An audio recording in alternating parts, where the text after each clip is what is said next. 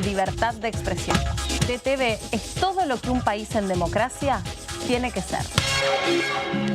DTV es tu voz en el Congreso. Este 2023, seguí eligiéndonos. DTV, el periodismo en el Congreso.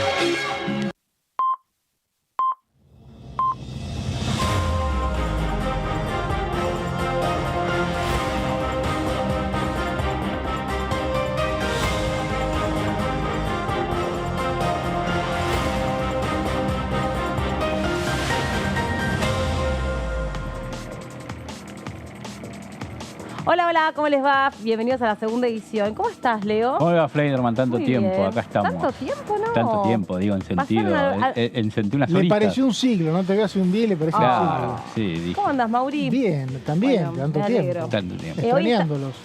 Ay, pero che, cuánta cosa linda que nos decimos. Este Sí, programa una es tan cosa, entrañable. Cariño. Chicos, hoy es el Día del Orgullo Internacional Gay. Así que, bueno, obviamente saludamos y abrazamos a todas las diversidades y también es una oportunidad para poder recordar toda la incorporación de derechos, ¿no? En este congreso ha trabajado mucho por las diversidades, así que en un rato seguramente vamos a estar repasando eso con todos ustedes. Pues yo tenía entendido que era más en verano, pero esas son las marchas. Hoy es el Día Internacional que conmemora un hecho obviamente doloroso, digo obviamente porque siempre es los días especiales Tienen que ver, sí, remiten a Sí. acontecimientos negativos. Este congreso ha Nueva trabajado York. mucho en la discriminación positiva, que es un concepto que está bueno tenerlo en cuenta, que es que aquellos colectivos que por alguna razón son discriminados, de alguna manera se incentive, en este caso, el acceso a la actividad laboral. Sí. Y por eso es común ver en el Congreso de la Nación a personas gays, travestis y trans cumpliendo tareas laborales que bien podrían haber cumplido sin el cupo, pero que lamentablemente de manera fue natural necesario, ¿no? Sí. no sucedió y creo que son todas experiencias enriquecedoras. Me da un poco de tristeza porque creo que no es lo mismo que se replica en la industria privada, ¿no? Hoy yo, recién hablaba con un compañero nuestro, pero hoy yo hablaba también temprano con una persona que trabaja en el área de ANSES, ayudando en lo que es la reasignación de identidad y todo el trámite que hay que hacer, que es un trámite que obviamente tiene que ver con un montón de cuestiones vinculadas a un recorrido, un camino de vida, ¿no? Y me decía que bueno, que todavía se dan muchas situaciones de acompañamiento de las familias enteras a propósito de esto. Obviamente estoy totalmente con vos en el sentido que si no fuera por la discriminación positiva, de manera espontánea y natural, las personas de las diversidades lo que sienten o lo que reciben es mucha estigmatización, mucho rechazo, mucha discriminación, incluso laboral, como si eso los afectara en algo a desempeñarse profesionalmente, ¿no? Sí, sí, por eso es un concepto que está bueno tenerlo en cuenta porque puede surgir para otros colectivos que también son discriminados y quizás sean conceptos de transición o medidas de transición. Sí. Ojalá, pero por lo pronto son necesarios. Ahí seguimos, vamos con nuestro primer invitado.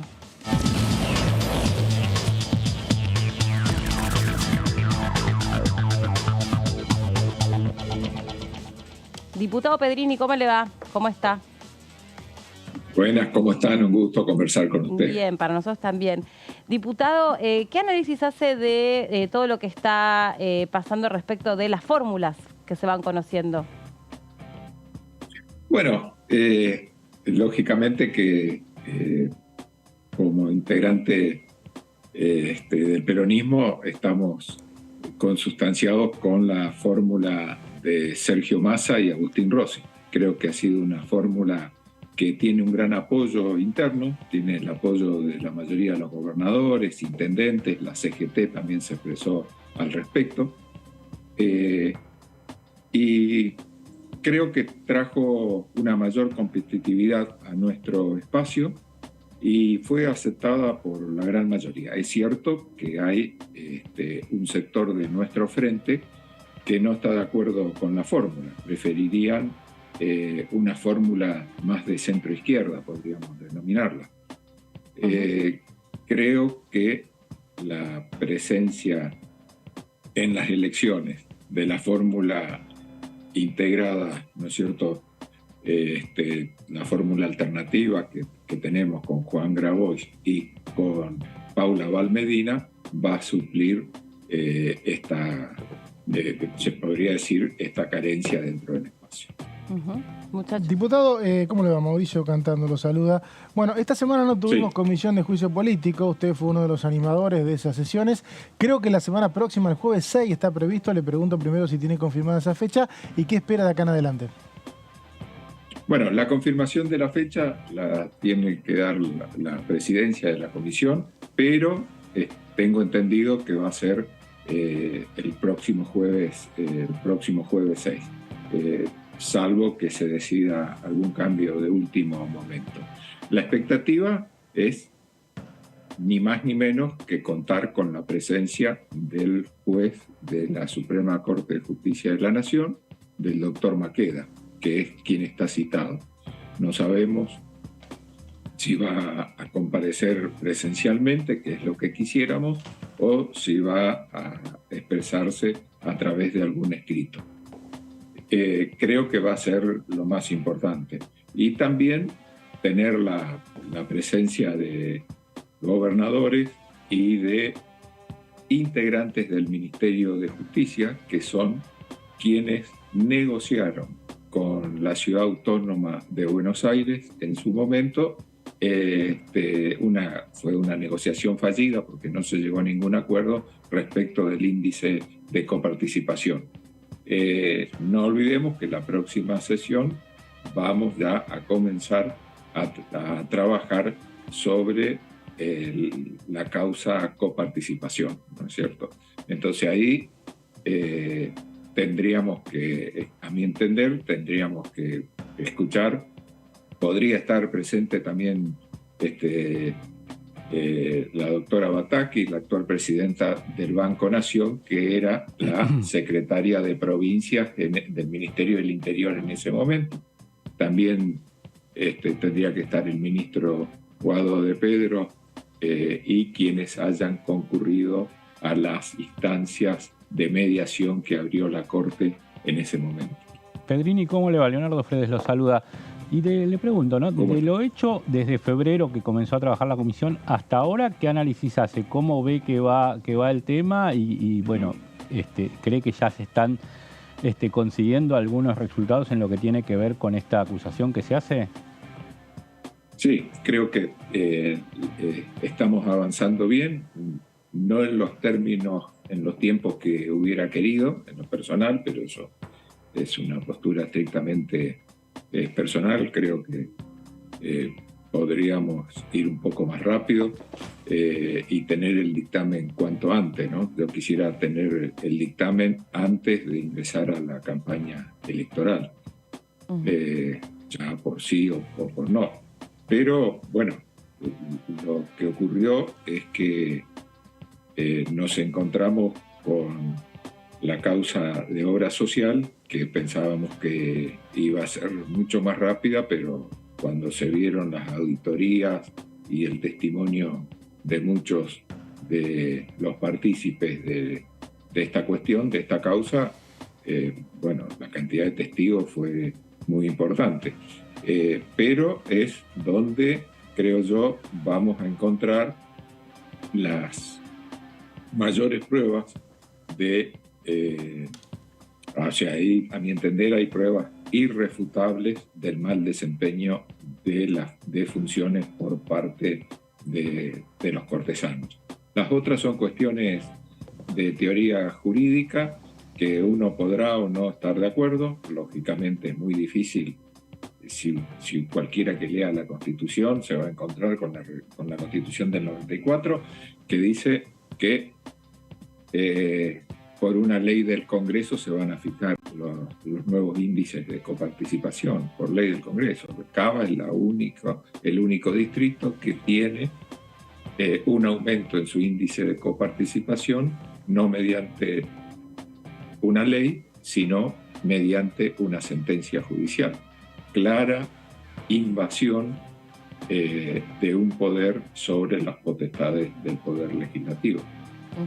Y respecto de el causal de la obra social, ¿usted cree que ahí todo, desde su punto de vista, por lo que aquí se ha ventilado en la comisión, cree que todos los cortesanos tienen el mismo grado de responsabilidad o hay algunos que quedan más perjudicados que otros?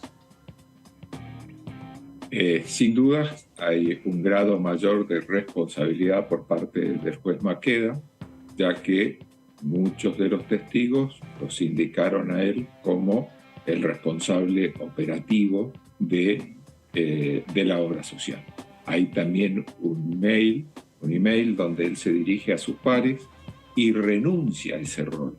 Entonces es evidente de que nadie renuncia a lo que no tiene. Entonces es evidente que ese rol existió. Pero a su vez nos encontramos con reglamentaciones de la propia Corte que dice que son todos responsables los cortesanos, ¿no es cierto?, de lo que suceda en la obra social. Que en realidad los presidentes son los responsables, ¿no? Y en realidad, de nuevo, sí, sobre los testimonios que se volcaron, ¿no? Nosotros, además que lo seguimos y lo transmitimos en vivo, seguimos con atención, y los momentos así como más crudos y de mayor elocuencia fueron los testimonios de las personas directamente afectadas, ¿no? El caso de dos juezas que perdieron a sus seres queridos, creo que en los dos casos sus maridos, como consecuencia de la desatención y el abandono de la obra social. O por lo menos quedó... si fuese un juicio común y corriente, hubiera quedado recontra mega probado que se trató de un caso de abandono de persona. El resto de los jueces, ¿no? Porque ellas incluso alcanzaron a mandar correos, pedían medicamentos que no llegaban, pedían turnos que les eran entregados, pero cuando iba a hacerse la quimioterapia otro centro de atención no les facilitaban las drogas. O sea, un montón de irregularidades y de destratos. El resto, ¿no?, que no eran los directores, ¿podían estar ajenos al detalle de lo que estaba pasando, o ellos mismos, aunque sea hasta por ser afiliados, no podían desconocerlo? No, el resto es responsable, particularmente quien estuvo a cargo durante tanto tiempo de la obra social. Debía haber habido un directorio, pero estuvo en manos de un presidente de ese directorio la obra social prácticamente una década sin regularizarse. Cuando se incorporan dos directores más, el nivel de conflicto fue de tal magnitud que estos renunciaron al año y medio. Ahí también, sin lugar a dudas, que hay que buscar responsabilidades. Esto se manejó durante casi una década sin cumplir con el Estatuto de la Obra Social, y un incumplimiento muy grave por parte de la Corte, ya que no regularizaban el directorio de la misma.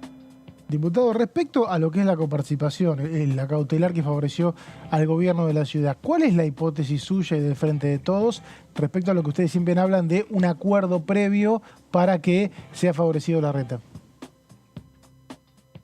Bueno, hay una... está el fallo. Directamente no hay una sentencia judicial, pero a través de una acordada se le da provisoriamente un índice de coparticipación a la ciudad de Buenos Aires. Ni siquiera hay una justificación, una fundamentación de esta decisión judicial. ¿Qué ocurrió ahí? Bueno, a través de los famosos chats vimos el nivel de involucramiento y el nivel de promiscuidad que existe entre el señor Silvio Robles, mano derecha del presidente de la Corte, y quien era ministro de Justicia y Seguridad de Cava, el doctor D'Alessandro, donde hay un diálogo entre ellos revelador. Robles le va diciendo las cosas que tenían que hacer para ir llegando a este fallo, y también bautizó al fallo como que iba a ser el fallo Robles, ¿no?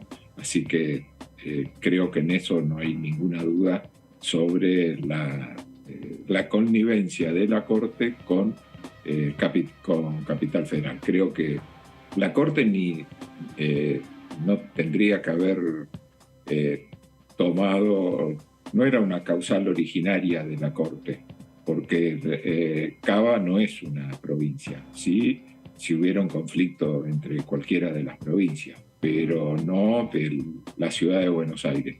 A partir de eso se desarrollaron todas estas irregularidades. Todo el mundo sabía que iban a desconocer, por una cuestión política, iban a desconocer la Constitución Nacional.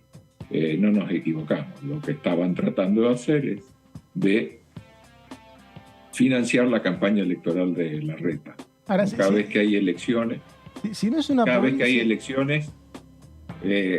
hay elecciones, el PRO tiene este tipo de cuestiones.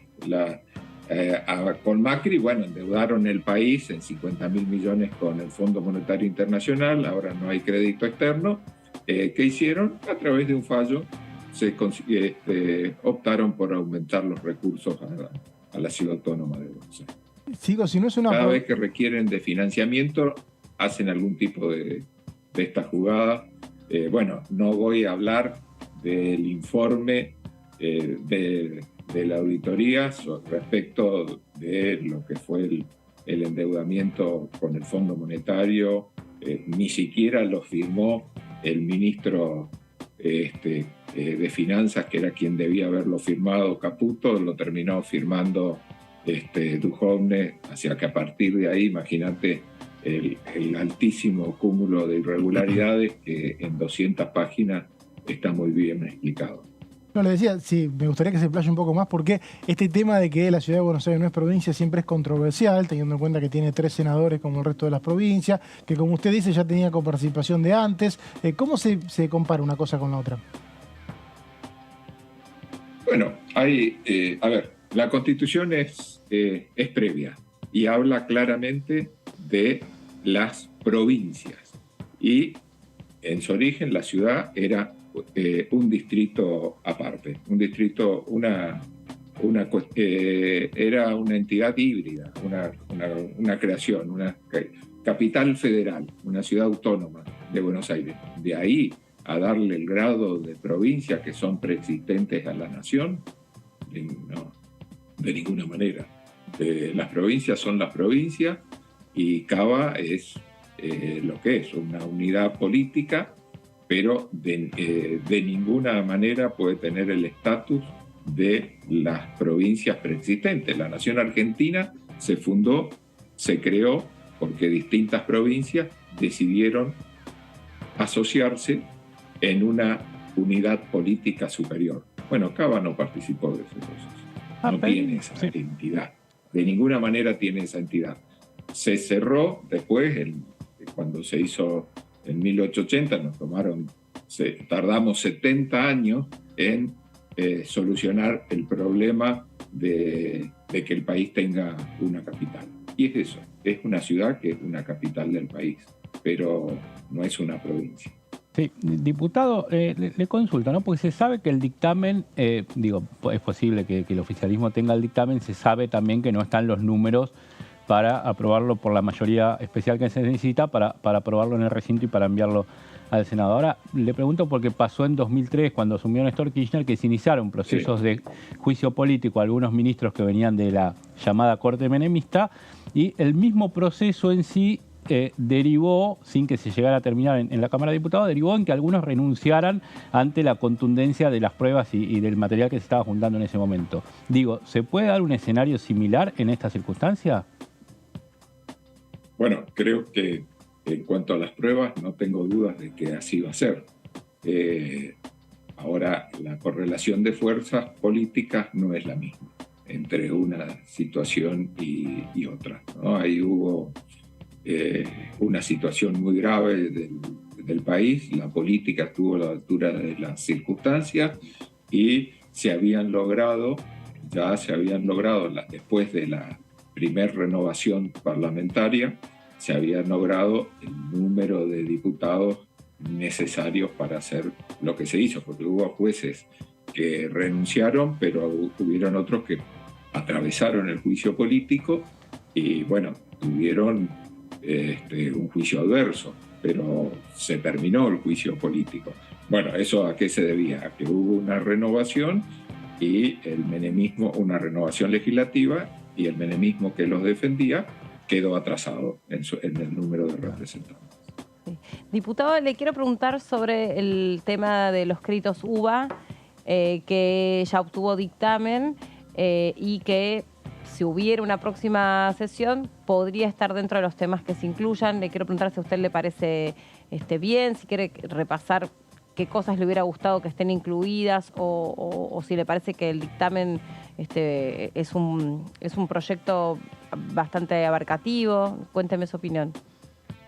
El dictamen es un gran avance, sin lugar a dudas, ¿no? El poner el RIPTE como método de actualización ya es, creo que es un avance fundamental, que hay que ir llevándolo a otras instancias, ¿no? Como está en la nueva ley de alquileres, esperemos que esté para quedarse, ¿no? Yo creo que la mayor cantidad de instrumentos financieros que se indexen, no por las tasas exclusivamente, sino que haya un porcentaje importante donde esté el índice de variación salarial, creo que es plausible y es hacia donde tenemos que avanzar.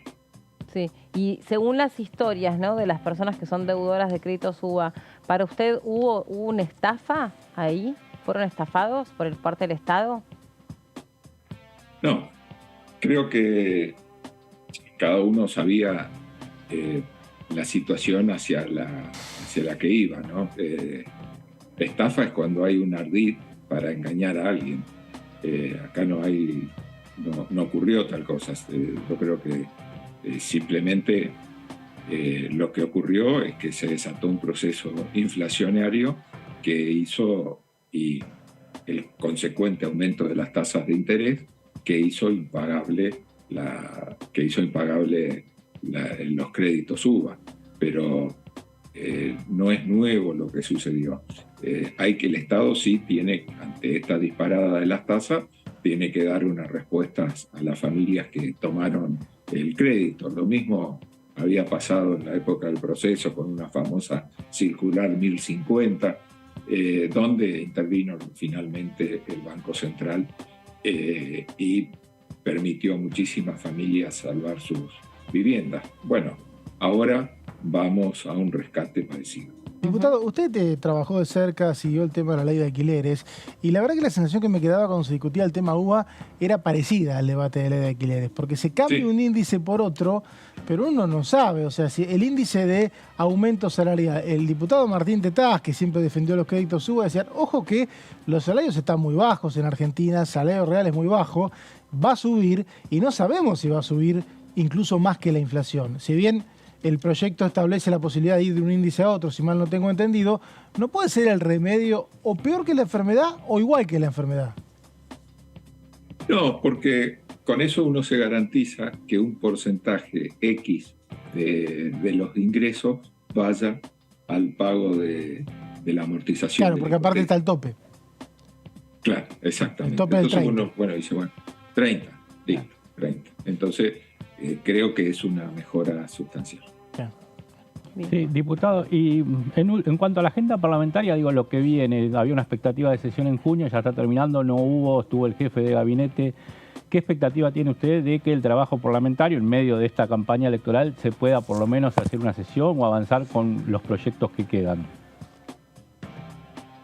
Yo lamento, la verdad que me avergüenza la crisis y la parálisis legislativa en la que estamos. Sé de los ingentes esfuerzos de nuestro presidente de bloque porque esto no sea así, lo mismo que de la presidenta de la Cámara, pero bueno, hay una decisión marcada de la oposición de no sesionar y esperemos que se sesione afrontando realmente los problemas de la ciudadanía. Este crédito UVA para mí es fundamental que se apruebe.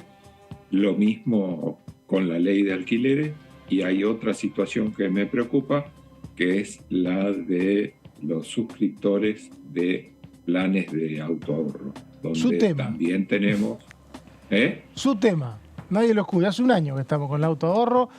fueron más estafados que los UBA, según usted, ¿no? Por supuesto. ¿Por qué?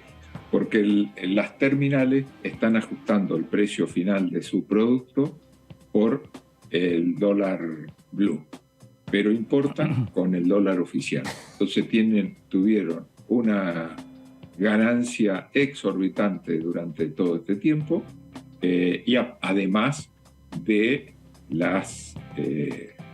miren, cuando hablen con los tomadores de crédito, se van a encontrar con que es realmente un desastre cómo operan los planes de autoahorro. Claro, diputado, está bueno. Abusivas, cláusulas ocultas, ahí sí que hay una inducción al engaño. No, está bueno una ahí cosa, sí que diputado. te entregamos el auto en la cuota número tanto, 7, 10, 15, 20. Y Bueno, no lo cumplen. hay muchísimos usuarios que se les prometió la entrega del no lo vehículo, cumplen. cosa que luego sucede. Está bueno lo que plantea de autoahorro, porque supuestamente vos estás pagando el auto que ellos están haciendo. O sea, Sí. vos pagás a valor original el auto que la terminal está haciendo y después en el momento que te sortean te lo dan. Lo que dice el diputado es que vos pagás a $1 blue un auto que están haciendo a dólar oficial, porque importan autoparte a dólar oficial. Es tremendo, la verdad que es tremendo y es parte del problema que hay con las importaciones, que todos se quejan de que no les permiten importar, pero hacen estas cosas. Exactamente. La indexación de los autos, la cuota de los autos es mayor a cualquier índice que se te ocurra. A lo que ellos necesitan para hacer un auto.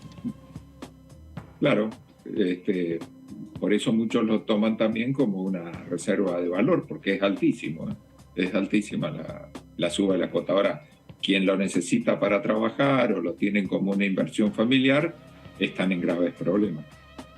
Diputado, gracias por este contacto. El agradecido soy yo. Que tenga buenos días.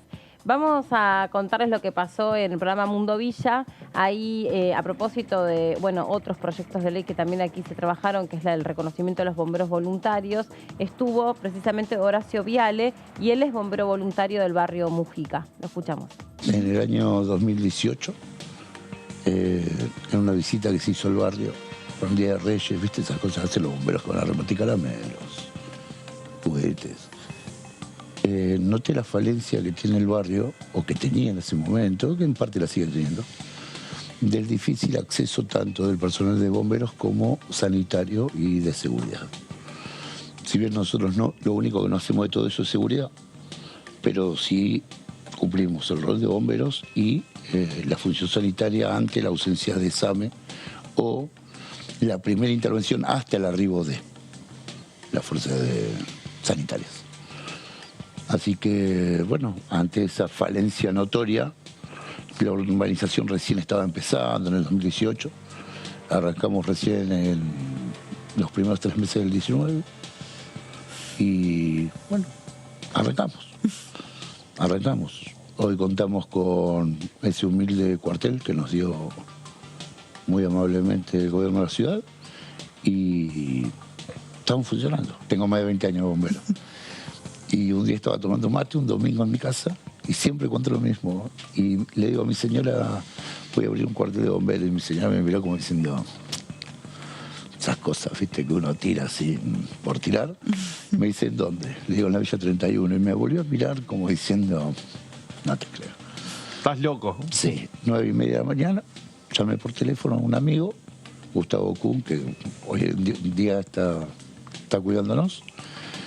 Y me dijo, dale gordo, al mediodía prepárate algo de comer, que voy para tu casa. Eso es un domingo. El jueves yo tenía 30 bomberos parados en la IPF del barrio, en la estación de servicio, y nunca más paramos.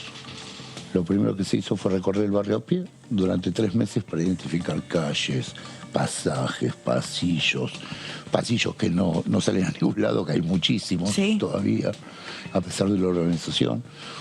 Lugares seguros, lugares inseguros y conocer los 3 kilómetros que tiene de largo, porque si vos sacás la cuenta desde la punta de San Martín hasta la Containera son 3 kilómetros. Es un montón. Es mucho espacio. Y muchos habitantes. Sí, según las últimas encuestas dicen que ronda entre los 60 y los 80 Nosotros tenemos un número más o menos un poquito más alto. Para nosotros están 120. ¿120.000? 120, que son los que quedaron después de la pandemia. O sea, muy lejos de los números que Y muchas veces... durante la pandemia también se fue mucha gente. Bueno, reconocer el trabajo de quienes en los barrios, sobre todo, hacen mucho más que, en definitiva, apagar incendios, ¿no? Son parte de la comunidad.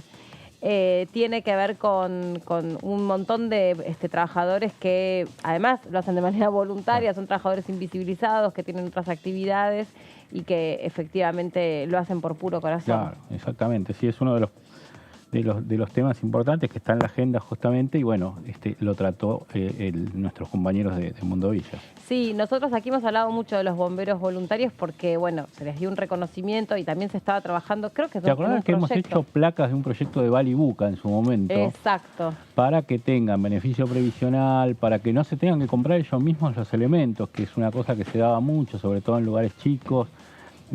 Para también asistirlos cuando llegan a esa edad de jubilación temprana y se encuentran con un vacío por allí a los 50, 55 años ya están, que no pueden trabajar más y son jóvenes para estar desocupados, digamos. Sí. Entonces también se buscaba darles un sustento psicológico y social para la inserción en estas situaciones.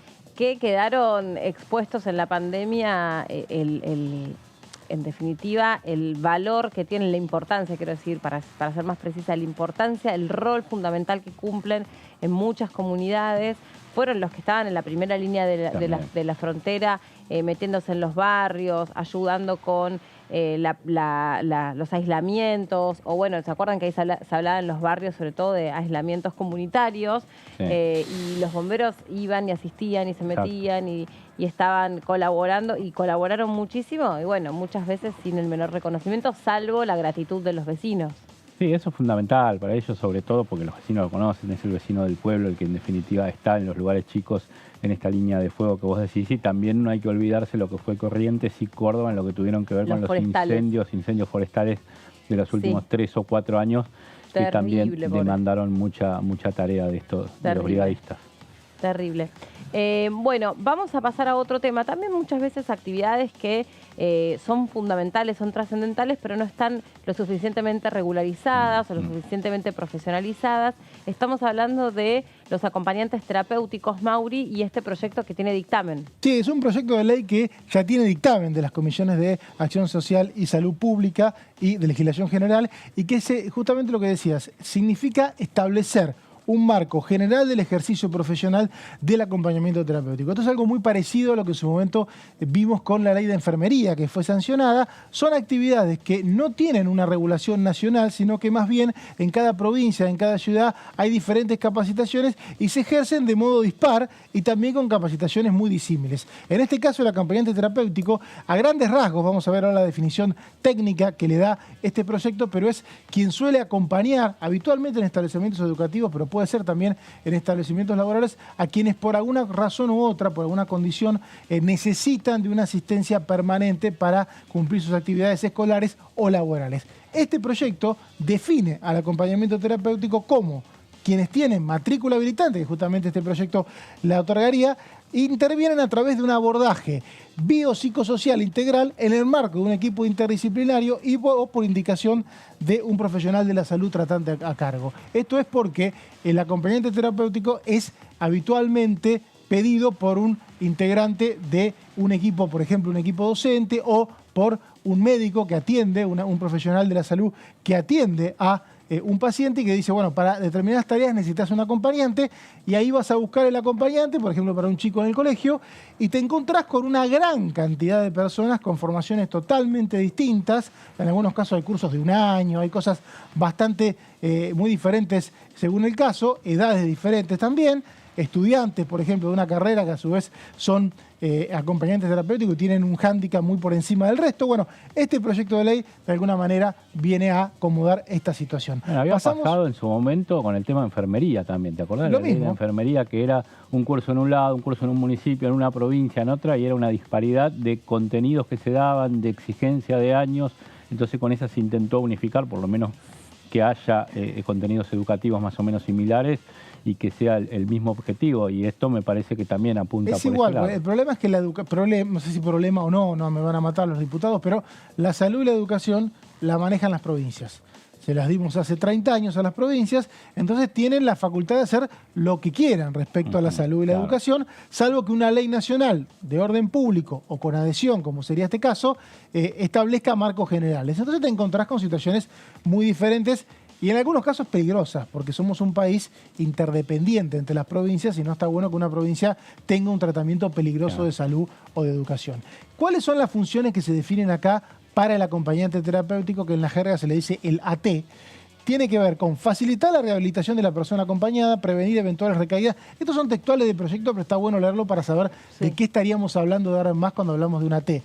Recaídas, o sea, prevenir las recaídas, identificar las situaciones de riesgo, promover la reinserción en el ámbito comunitario, tienen que trabajar en la reinserción, promover también el ejercicio efectivo de los derechos bajo el paradigma de la salud comunitaria y colectiva. Estos son algunos de los rasgos Y cuando que hablamos tiene... de persona que el acompañante hace su tarea terapéutica, no solamente hablamos de enfermedades mentales. No, es variado. Habitualmente es bastante común en problemas personas... de consumo, problemas más psiquiátricos. Sí, está el acompañante terapéutico por ahí que hace la terapia, que es por ahí una modalidad de terapia que elige el paciente. En este caso se refiere a la necesidad que en este caso un profesional médico, ve de su paciente de que para que realice su actividad necesita una T, ¿no? Pero el AT, ¿qué carrera estudia? Bueno, habitualmente no está definido. Habitualmente yo lo sé por experiencia personal porque mi hijo tiene una T en el colegio, y habitualmente tienen una carrera de 1 año, 2 años como mucho, y una formación previa disímil. O sea, puede ser ninguna formación previa. Pero, o por puede ser... ejemplo, un estudiante de psicología puede ejercer de AT. O sea, si tiene el curso hecho... Bueno, o la tenés que hacer un curso habilitante. Habitualmente hay un curso habilitante. Lo que pasa es que el curso habilitante es bastante corto, o sea, suele tener 1 año, 2 años, y no está muy claro cuáles son los contenidos, o justamente lo que este proyecto viene un poco a acomodar ese tema. Lo que pasa es que quien hace el curso habilitante puede tener su propia historia, y en muchos casos hay estudiantes de psicología que son AT y son los más requeridos, porque tienen una formación que van adquiriendo en la universidad.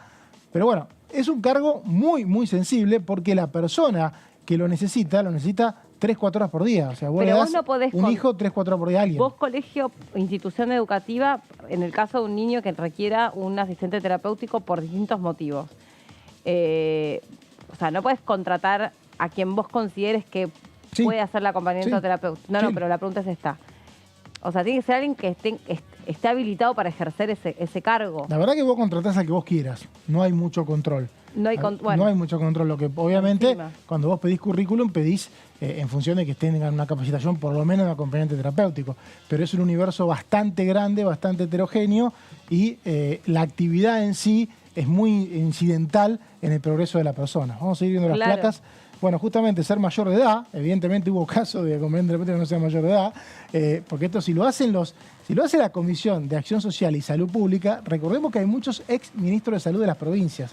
Si ponen esto es porque algo saben que debe haber pasado alguna vez. Poseer título de formación, acá vemos el título que no está claro, esto lo debería definir después la autoridad de aplicación, título de formación oficial en el acompañante terapéutico. Existe un título otorgado por universidades e institutos de educación superior nacionales o extranjeras. O sea, de alguna manera restringe que tiene que haber institutos, universidades que planteen este título y que de alguna manera lo reconsideren. El proyecto no es tan específico en el proceso para generar nuevos contenidos como era la ley de enfermería, que era más ambicioso. Por ejemplo, en el caso particular, ¿puedo tomar el ejemplo que vos traías? Sí. En el caso particular de tu hijo, que él va al colegio con una asistente terapéutica.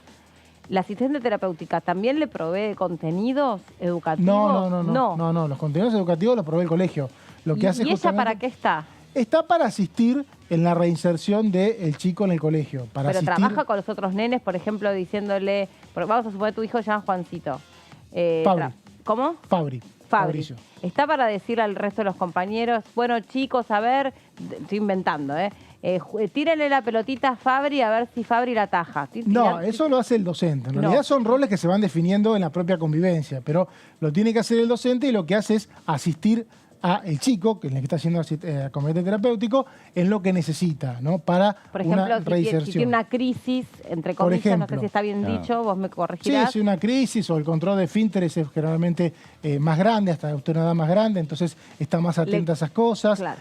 Pero el rol principal lo tiene el colegio, no es que está por encima del colegio. Pero lo que pasa es que también, digamos, me imagino, para una docente Fabri aparte está en jardín. En jardín, sí. No, imagínate, ya para una docente tiene que estar con 20 nenes en el aula. Además, Fabricio necesita mayor atención. Necesita mayor atención. Lo ideal sería que el colegio resuelva esa situación. Hay proyectos de ley que están avanzando porque se entiende de que si por curso tenés por promedio, uno por curso, un chico por curso, con una condición diferente, lo ideal sea que el docente tenga capacidad de tratarlo.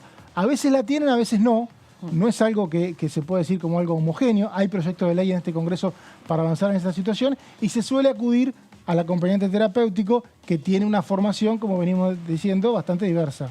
Que esto es clave, porque después puede suceder algo a donde recaiga sobre él o sobre ella algún tipo de responsabilidad legal.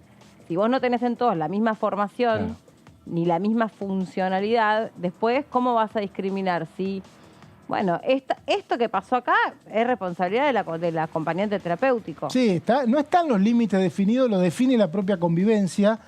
Vos tenés que firmar todo, obviamente. Uno contratás un acompañante terapéutico, te lo cubre una obra social, vos mismo te haces cargo de lo que esa persona tiene que hacer adentro del establecimiento. Después el propio colegio es el que lo pide habitualmente. Los colegios son los que requieren un acompañante porque les facilita las tareas a la hora de tener que tratar a alguien de una condición diferente. Como decíamos, este proyecto pide que estas personas estén inscriptas y tengan matrícula habilitante, algo que hoy no pasa. Hoy tiene un currículum que te da esa persona y que tiene una formación específica que cada persona que va a contratar a un acompañante evalúa, ¿no? Generalmente son familiares. También participar de procesos de sostén y acompañamiento de personas que lo requieran en su entorno doméstico. Esto parece muy redundante, yo lo pongo, sé que se lee, pero los exministros de salud lo ponen porque claramente quieren acotar y ampliar la capacidad, o mejor dicho, el campo de acción de la AT. Porque siempre debe haber habido un problema, ¿no? ¿Hasta dónde va el acompañante terapéutico? ¿Dónde empieza el docente? Lo que recién me preguntaba un poco Meli. Participar de la instancia de diagnósticos e intervenir en fase de tratamiento y rehabilitación. Participar en acciones de prevención sanitaria y de promoción de salud, brindar información al equipo tratante. Eso es algo que hace siempre. Llevas a la T con un equipo de tratamiento que uno ya tiene y a partir de ahí tenés que tratar de que se vinculen bien, que es todo un tema, y que se informe todo lo que está pasando, ¿no? Re importante, porque en definitiva es la que ve todos los días el devenir de ese nene, sus evoluciones, sus estancamientos o lo que fuere, que creemos que no, que siempre van para adelante, pero por ahí, bueno, mira, en esto no evoluciona tanto, o estaría bueno, le está pasando esto, le está dando miedo tal cosa, no sé, pienso en un caso de un chico con espectro autista, pero también debe haber otro tipo de situaciones. ¿Sabés qué estoy pensando? ¿Te acordás o se acuerdan el otro proyecto de, no me acuerdo de quién es, creo que es de Arroyo, de brindar acompañamiento a los chicos que estén atravesando situaciones de duelo? Claro, bueno, sí. Sería algo parecido. Muy sería importante. Algo parecido en ese caso sería, tenés que medir cuánto dura el duelo, pero en este caso son acompañamientos que se brindan por todo un año. Vos vas contratando todo el año y en algunos casos hay ATs que funcionan con chicos hasta grandes, ¿no? Y porque ponerle un caso es una persona que más o menos no puedas, no sé, que no tenga tanta autonomía, vos la tenés que atender desde ese punto de vista para que pueda integrarse mejor. Pero suponete un caso de alguien que tenga un problema de depresión o que haya tenido intentos de suicidio. Es una responsabilidad inmensa. Bueno, ahí en ese caso lo que dice el proyecto es que la persona que trata originalmente esos casos, o sea, un psicólogo, le dice, bueno, contratate un acompañante terapéutico para hacer las tareas, ¿no? En ese hay caso, adultos que tienen indicaciones de no estar solos. Claro, bueno, es que este proyecto justamente habla que para esos casos está el AT y para esos casos el AT debería tener determinada formación. Intervenir en el estímulo, integración y la mayor autonomía de la persona, elaborar informes técnicos, evaluaciones. Estas son todas tareas que tendría el acompañante terapéutico, que ya tiene seguramente, pero que esta ley de alguna manera consolida como tales. Participar como asistente en supervisiones clínicas profesionales, realizar tareas de docencia e investigación científica, esto ya fuera de los establecimientos, formar a los AT, también que la persona que ya lo es pueda formar, porque hoy no sabemos quién lo forma. Desempeñar funciones o cargos asignados por autoridades públicas. Pero vos tenés alguien que necesite, ¿no? ¿Y dónde lo vas a buscar? ¿Que hay una cartilla, algo? El currículum, ¿no? ¿Quién lo paga?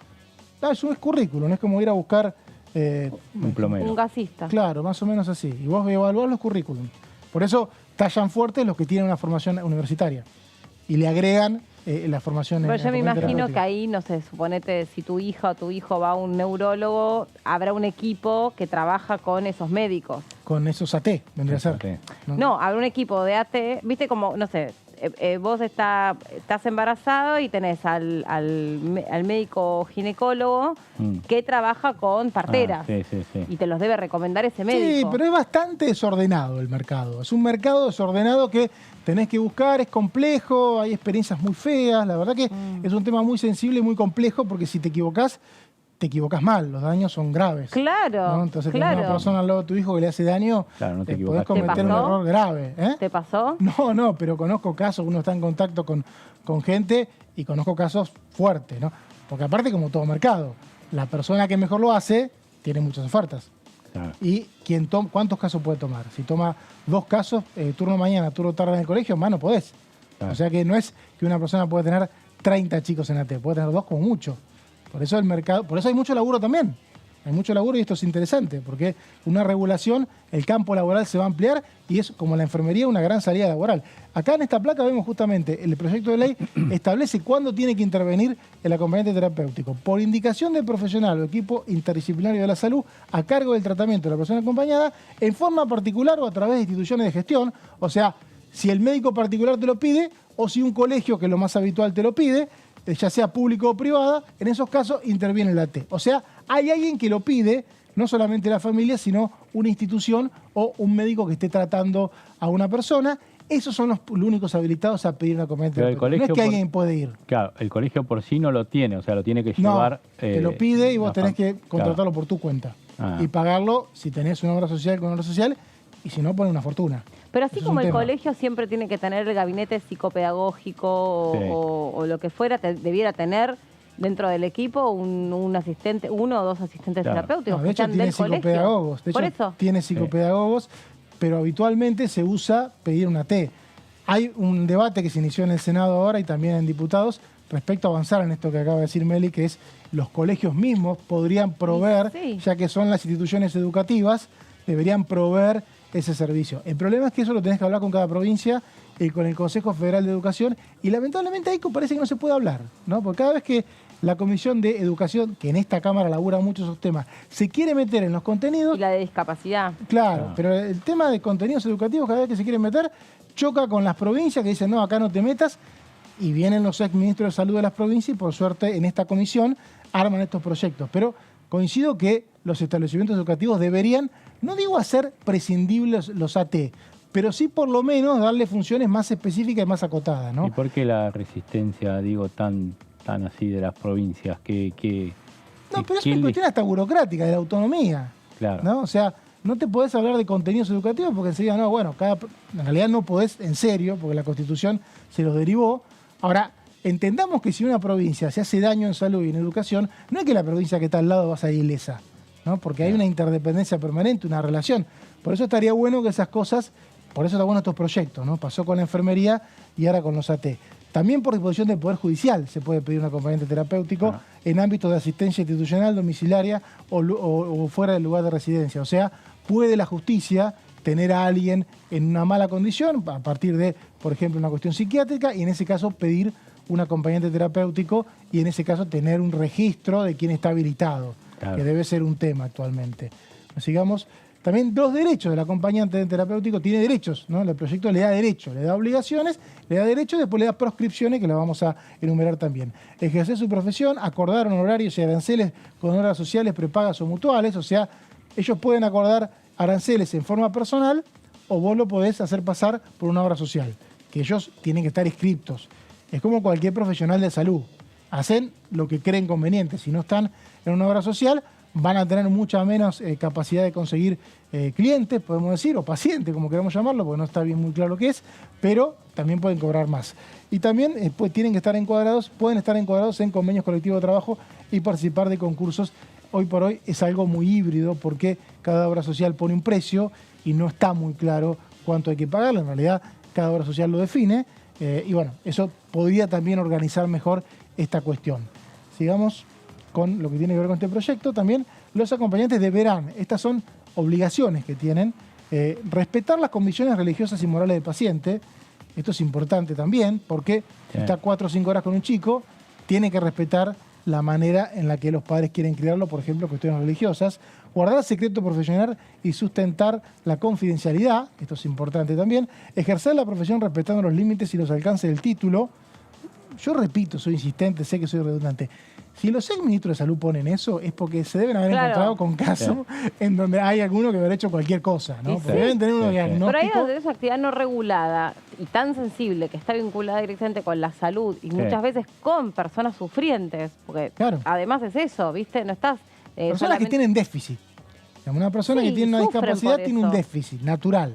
Entonces, tiene que combatir ese déficit y quien está al lado todo el día es clave.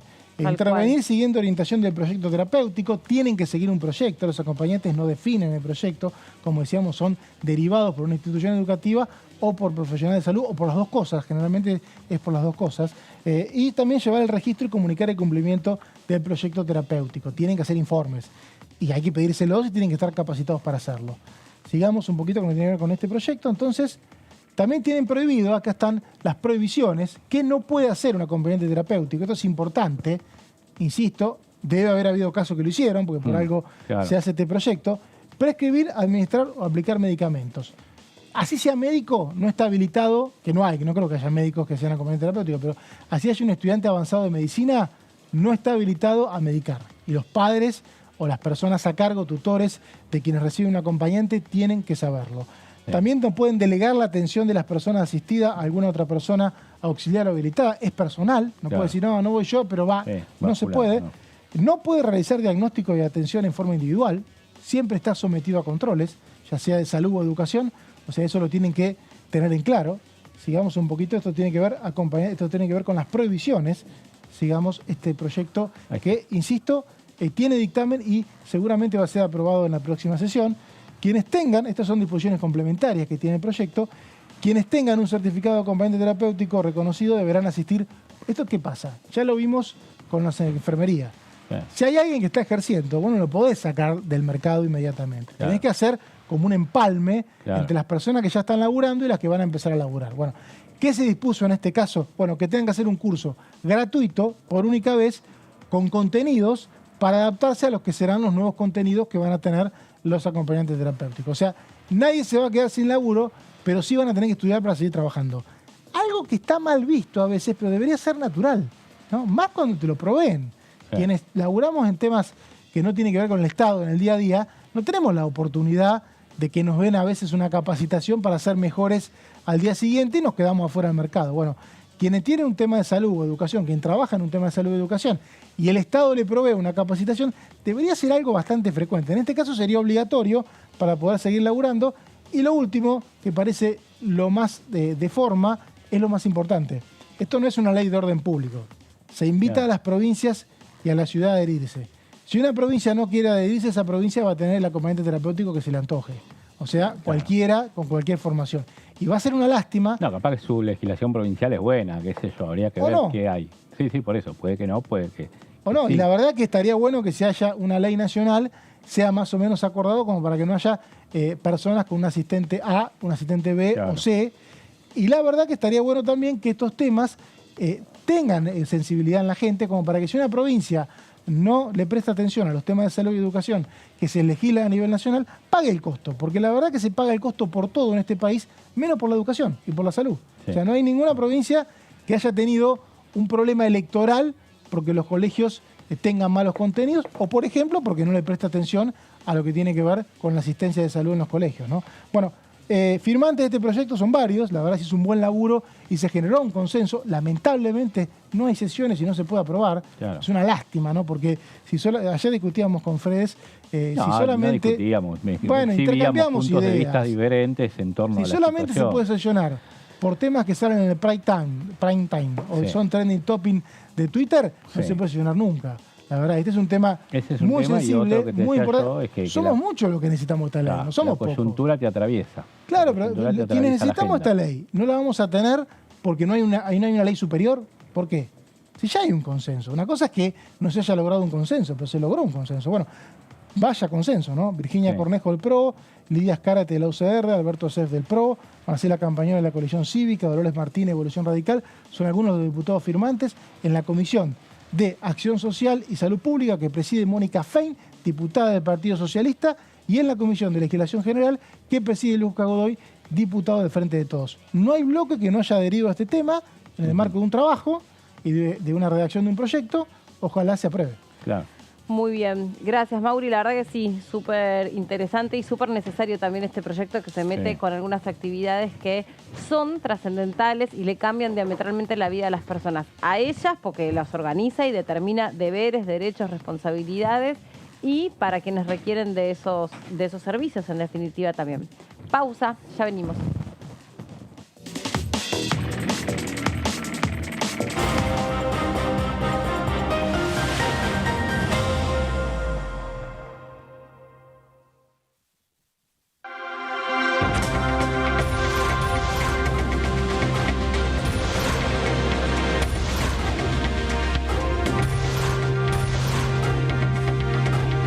Ellos son tu voz en la tercera edición.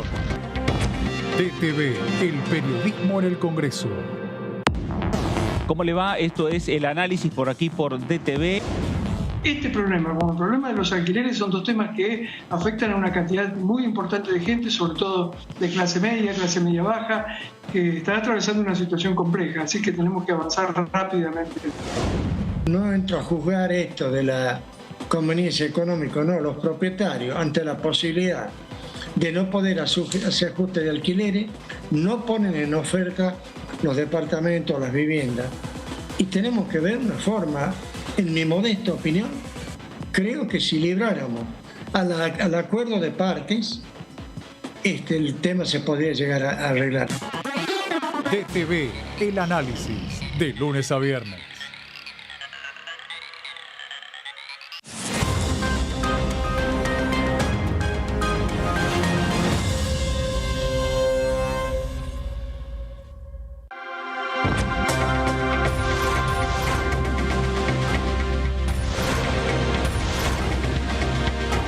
Ellos son tu voz en DTV El Resumen.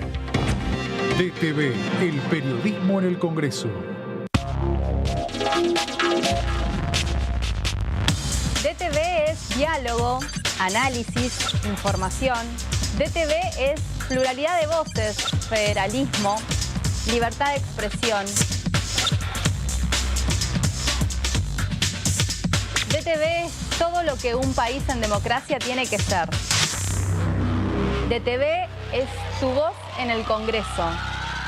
Este 2023 seguí eligiéndonos. DTV, el periodismo en el Congreso. Exportamos bienes por más de 88.000 millones de dólares en 2022. Y detrás de ese dato hay un movimiento económico que llega a cada rincón del país. Primero la gente. Ministerio de Economía. Argentina Presidencia. Hola, hola, bienvenidos, bienvenidas. Aquí estamos en la tercera edición de TV.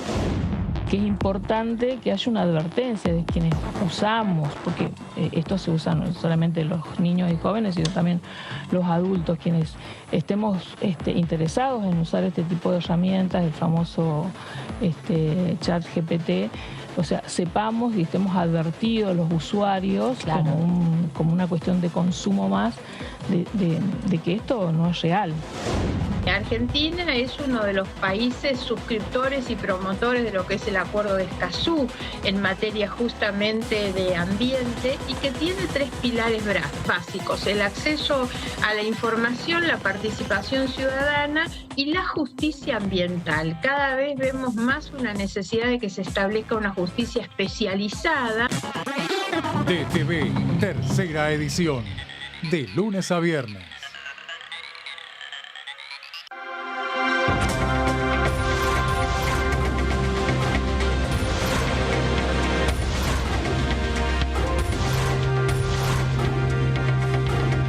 Ellos son tu voz en la primera edición. DTV, el periodismo en el Congreso.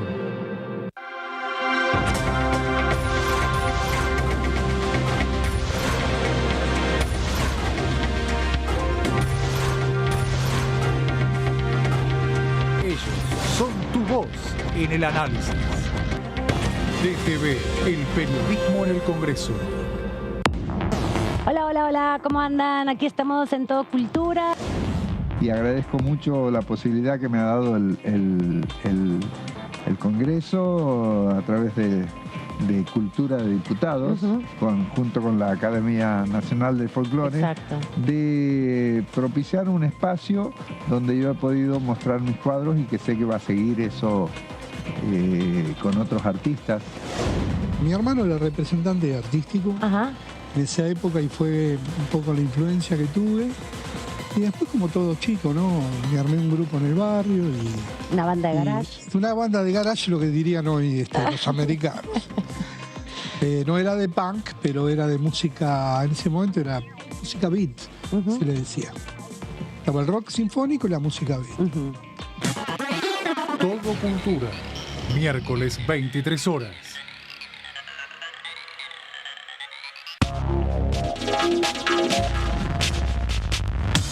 DTV es información, es diálogo y es análisis. DTV es pluralidad de voces, es libertad de expresión.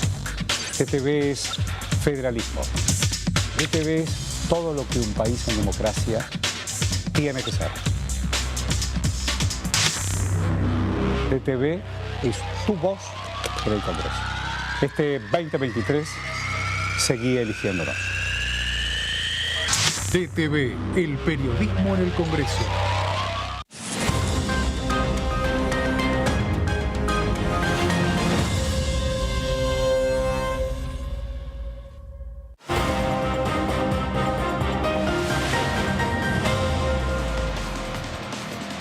Bueno, esta semana estaba previsto que se reúna la Comisión de Población. Perdí una apuesta. Muy bien, sí, muy bien. Está reconociendo. Y por fin una, porque ya me... Perdí. Pero lo mío era también voluntarismo, esperanza y también cariño a la diputada Camila Crescimbeni y a la diputada Verónica Caliba, presidenta y vicepresidenta de la Comisión de Población y Desarrollo Humano, que tuvieron la voluntad de convocarla. Lamentablemente, ¿Y qué pasó? ¿Las elecciones? Se dieron cuenta que no tenían se suspendió. Sí, yo te decía que ayer estaban sacándole un poco de brillo al cartel de suspendido para colgarlo y finalmente... Pero lo tuyo era una mala expectativa. No, porque es tantos años de experiencia parlamentaria haciendo periodismo, digo, digo esto... ¿Básicamente qué? Mala onda. Más allá de la voluntad, la muy buena voluntad, pero bueno, ya a esta altura uno ya puede aventurar y ver lo que puede venir. Qué distinto hubiera sido si se hubiera mantenido la posibilidad de votación virtual para estos casos, sí, ¿no? Exactamente, eso también. Pero para mí tatuate soltar. ¿Por qué? Porque andás soltando esas causas. Ya está, ¿no? Ya está. Pero es una lástima. A lo largo de estos años diste lo que pudiste. Sí, en diciembre se termina tu mandato. Perdí. También se termina, lamentablemente, el de Dolores Martínez, que es y de Miriam Jacobiti, los dos diputados que presentaron un proyecto. ¿Y están en alguna lista? No, justamente se termina porque no se anotaron para renovar. Ellos tienen un proyecto, no para el tema virtual, pero sí para el tema de las sesiones hasta las 12 de la noche. Lo que decíamos, si se podría conectarse vía Zoom, se daría quórum. Claro. El gran problema acá es el quórum, porque muchos diputados tienen que cerrar la lista el fin de semana y no consiguen vuelo. Claro. Entonces te quedás sin quórum y te quedás sin actividad parlamentaria cuando podrías tenerla. Sí. ¿no? Dolores Martínez es un cuadro político muy importante dentro del espacio. ¿No le incluyeron en ninguna lista? No, lista de la UC, vendría a ser de Juntos por el Cambio en la Ciudad de Buenos Aires. Esta vez no fue incluida. Ella es empleada de la casa, empleada de la Cámara, y por eso sabe tanto de temas reglamentarios. Porque se dedicó siempre. ¿Y ella va a seguir como empleada? Seguramente. No hemos hablado con ella, lamentablemente. Sí, debe tener no va a seguir como licencia. diputada. Es muy común que los diputados no puedan ser reelectos. Todavía no hice la lista, pero la mayoría no pudo. Mira. Claro. No pueden ni siquiera anotarse. O sea, ¿y qué hacen mientras son diputados y también, hay uno de los sueldos, claro, el cargo mayor. Si sos empleado público es más fácil porque tomás licencia. Te tomás una licencia, Te tomás una licencia por cargo bien. mayor, claro. Está bien. Claro. En ese caso muy bien. volver. Bueno, está Lourdes en el móvil, así le damos la muy bienvenida, que nos va a contar acerca de una exposición. Meli, compañeros, por supuesto también saludar a toda la audiencia que nos sigue a través de Diputados Televisión. Estamos acá en lo que es el primer piso, pero también parte del entrepiso está llevándose a cabo lo que es esta muestra, ¿no? Precisamente en el anexo A, una muestra que tiene que ver con mujeres americanas que rompieron moldes y es una actividad impulsada por la diputada por la provincia de La Rioja. Estamos hablando de Gabriela Pedrali, también la autora Zulma Zucati, y esta muestra de fotografía también y de pintura, bueno, viene a retrotraer un poco la actividad de las mujeres en la cultura y más que nada en la cultura de La Rioja. Precisamente me quedo con uno de los eslogans que tiene que ver con que ellas son mujeres de América del Sur, que se destacaron por quebrar las normas establecidas en sus entornos, mujeres que forjaron sus propios caminos luchando por defender derechos colectivos de la mujer y de la raza. Esta Renovemos es una actividad también, como les decía recién, impulsada por la diputada Gabriela Pedrali de La Rioja y precisamente viene a reivindicar el trabajo de las mujeres en la sociedad civil. Ahí estamos viendo las imágenes, los cuadros son, bueno, son de técnicas mixtas, además son todos súper lindos, con relieves, con distintas técnicas, ahí con algunas frases, con algunas expresiones. Estamos viendo, Lourdes, las imágenes previamente captadas y es cierto que se nota en la composición de los colores y de las texturas la identidad latinoamericana, ¿no? Por supuesto, sí, las mujeres de color también, las mujeres indígenas, las mujeres marrones, hay toda una mezcla también importante que viene a reivindicar este crisol de razas que somos, no solo en Argentina, sino en toda América del Sur, y también cuál es el trabajo que han llevado a cabo las mujeres de diferentes sectores y a lo largo de los años, ¿no? Siendo un poco parte de todo el avance de lo que tiene que ver con lo cultural, pero también siendo parte de una idiosincrasia en el que muchas veces fueron matriarcas y fueron madres de clanes, de familias. Es por eso que también esta es un poco la intención de la autora también riojana, Zulma Zucati, que bueno, lo expresa muy bien en estas obras que son, como decíamos, como especie de collage, un poco de fotografía, un poco de pintura, trazos finos, colores fuertes, colores un poco más cálidos, más oscuros, realmente una mezcla muy importante y muy también colores de nuestra tierra. Sí, totalmente. ¿Y que rompieron el molde en qué sentidos? ¿Pudiste averiguar un poco? Sí, que rompieron el molde más que nada en esto de saber salir adelante. Por ejemplo, madres cabeza de familia que tenían que llevar adelante toda una historia en este caso y que tuvieron que saber llevar adelante todo un clan, ¿no? Toda una tribu. Bueno, muchas veces pasaba esto de que las mujeres eran muy puestas en tela de juicio por las decisiones que tuvieran que tomar. En este caso, mujeres que rompieron moldes, que supieron alzar la voz, conquistar espacios en el que por ahí eran ocupados por varones, y de esa manera tomar decisiones cuando había que tomarlas y arriesgando los riesgos, arriesgando en realidad todo lo que pudiera acontecer, pero tomando riesgos a partir de estas mismas decisiones, ¿no? Sabiendo que muchas veces es atravesado, transversalizado por cuestiones de género y las decisiones que toman las mujeres son por ahí mucho más cuestionadas que las decisiones que pueden llegar a tomar los varones, ¿no? Sí, me gusta porque son cuadros, composiciones, y también hay fotos o solamente es esta muestra así artística. Son solo pinturas con integraciones de fotos. Son como especies de collage. Viste que vos en un cuadro tenés trazos, claro, tenés trazos, tenés fotos. Hay una imagen muy importante que está muy cerquita de donde yo estoy en este momento ubicada, que tiene todos trazos vinculados a la importancia de la mujer en dar vida, ¿no? Con fotos de bebés, con fotos de situaciones cotidianas que pueda atravesar una madre. Bueno, todo obviamente visto desde el ojo de la autora, en este caso, y reiteramos, la riojana Zulma Zucati, pero son diferentes instancias también en que las mujeres rompieron moldes, y cuando vos me preguntabas puntualmente también a qué se podía llegar a referir, a esto de, por ejemplo, dar vida, de ser dadoras de vida y cuidadoras de la naturaleza también. Sí, súper lindo. Bueno, Mujeres Americanas que rompieron el molde es esta muestra que está aquí en el anexo A, para poder recorrerla hasta el 7 de julio, es decir, hasta la semana que viene. Sí. toda la semana que viene. Hasta la semana que viene lo van a poder hacer de 8 a 20 horas aquí en el primer piso, en este caso del anexo A, donde, bueno, por supuesto van a estar de manera totalmente libre y gratuita para que pueda hacerlo todo el público que se acerque a este lugar. Bien.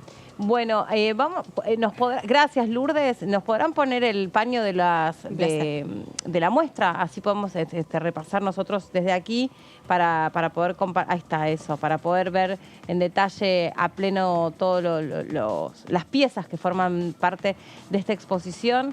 Creo que quedó inaugurada ayer porque vi un evento que estaba transcurriendo... debajo justo cuando nos íbamos, sí, ayer a las 4 de la tarde allí en la planta baja. con que había queso, había vino, dije, ay, qué lindo haber sido convidados con esto, pero no. ¿No pasaste? No pasé porque no podía, si no me hubiera quedado ahí. Y porque andás con tu agenda ajustada siempre, ¿viste? Y siempre las corridas, una cosa, esta chica. ¿Qué va a hacer? Me gusta porque siempre se renueva con bastante frecuencia la parte de las muestras itinerantes. Hay una muy buena sobre la legislación ambiental. La vi también, y del mundo. La verdad, un raconto desde lo que fue la conferencia de Estocolmo del 72 hasta el Acuerdo de París de 2015 y pasa por toda la legislación argentina que hubo en el medio, la reforma constitucional.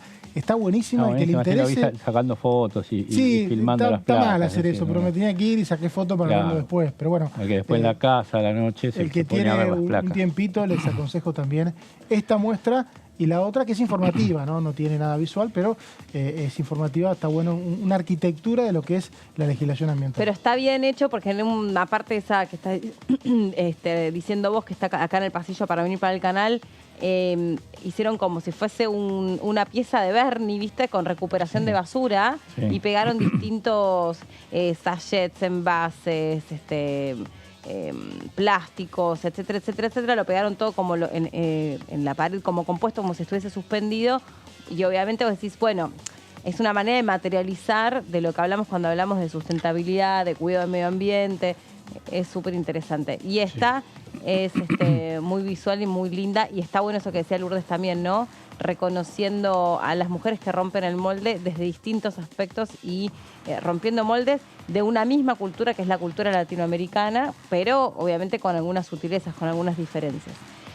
Vamos a seguir compartiendo y desarrollando lo que dejó el programa de nuestro compañero Joaquín, Mundo Villa, a donde, bueno, se ocupa, nosotros lo hemos tenido durante mucho tiempo aquí como compañero, se ocupa de contar la realidad de cada uno de los barrios populares a través de también legislatura que sería pertinente tener para poder mejorar la vida en esos barrios. Y bueno, vamos a compartir un siguiente fragmento. Gracias a Dios nosotros pudimos bajar las muertes por riesgo eléctrico. Durante el 2018-2019 hubo 24 muertes, ¿no? En el año, que no es mucho comparado con los otros barrios de similar situación que integran la ciudad. Ahora vamos para los 2 años sin muertos. Llámalo urbanización, casualidad, soterramiento, bomberos, llámalo como vos quieras. ¿Y cómo se da esa formación con los voluntarios que llegan, que muchos por ahí no tienen ningún tipo de experiencia, o la que tienen no tiene nada que ver con esta realidad? Generalmente no tienen experiencia ninguna. Y bueno, los formamos, les enseñamos, tenemos un ciclo de capacitación que es importante, si bien no es el convencional de cualquier institución de bomberos, ya que el laburo que realizamos no es el mismo. Todos los bomberos de barrios carenciados o de barrios humildes o de barrios recuperados, como vos quieras llamarlo, se desempeñan de una forma muy particular. Cada uno tiene su idiosincrasia de laburo. Nosotros laburamos de forma directa, no contamos con una autobomba, ya que por más urbanización que hubiese, no se agregaron calles. Claro. Fíjate, el acceso es difícil. El barrio sigue sin tener calles. Es todo pasillo y las calles que son importantes, jueves, viernes, sábado y domingo, no existen por un problema de ferias. ¿Y cómo le decís a 200 feriantes que levanten los puestos porque vos tenés que entrar? Entonces, trabajamos en un sistema que se llama Directo, que la urbanización puso una red de incendio muy apta realmente, que cada 200 metros tenés un hidrante de piso. Entonces vos sabés que cada 200 metros, con una pieza que se llama columna, sacas agua de donde vos quieras. Bueno, ahí estaba el bombero voluntario del barrio Mujica. Vamos a la siguiente nota.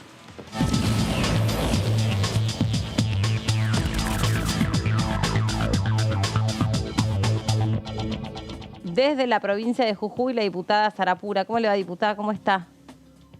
Buenas tardes, ¿cómo está? Un gusto. Bien, muchas gracias. Un placer poder charlar con usted. ¿Qué le parecieron las fórmulas presidenciales que se presentaron? Y me parece que hay una diversidad de opciones y también tienen que ver con la Argentina que cada uno pensamos, soñamos y planificamos.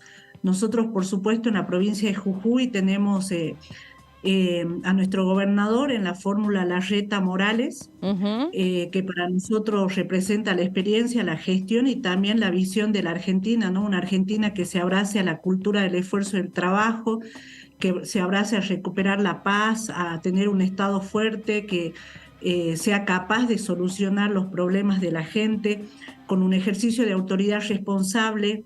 Bueno, para nosotros esa fórmula conlleva lo que la Argentina de estos tiempos necesita, ¿no? Ajá, claro que sí. Y dígame, usted es diputada desde hace relativamente poco, ¿no? Yo tengo 3 semanas de diputada nacional.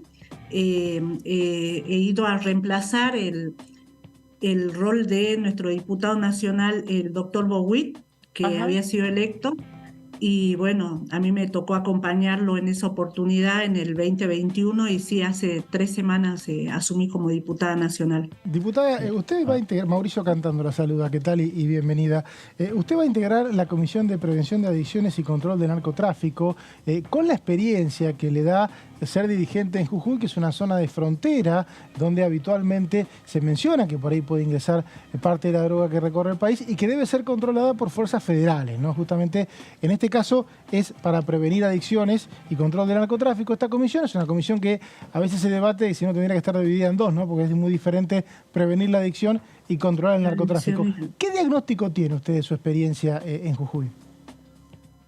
Bueno, a nosotros nos ha tocado ver cómo en los últimos años lugares que habían sido lugares de tránsito se constituyen en lugares de mayor consumo.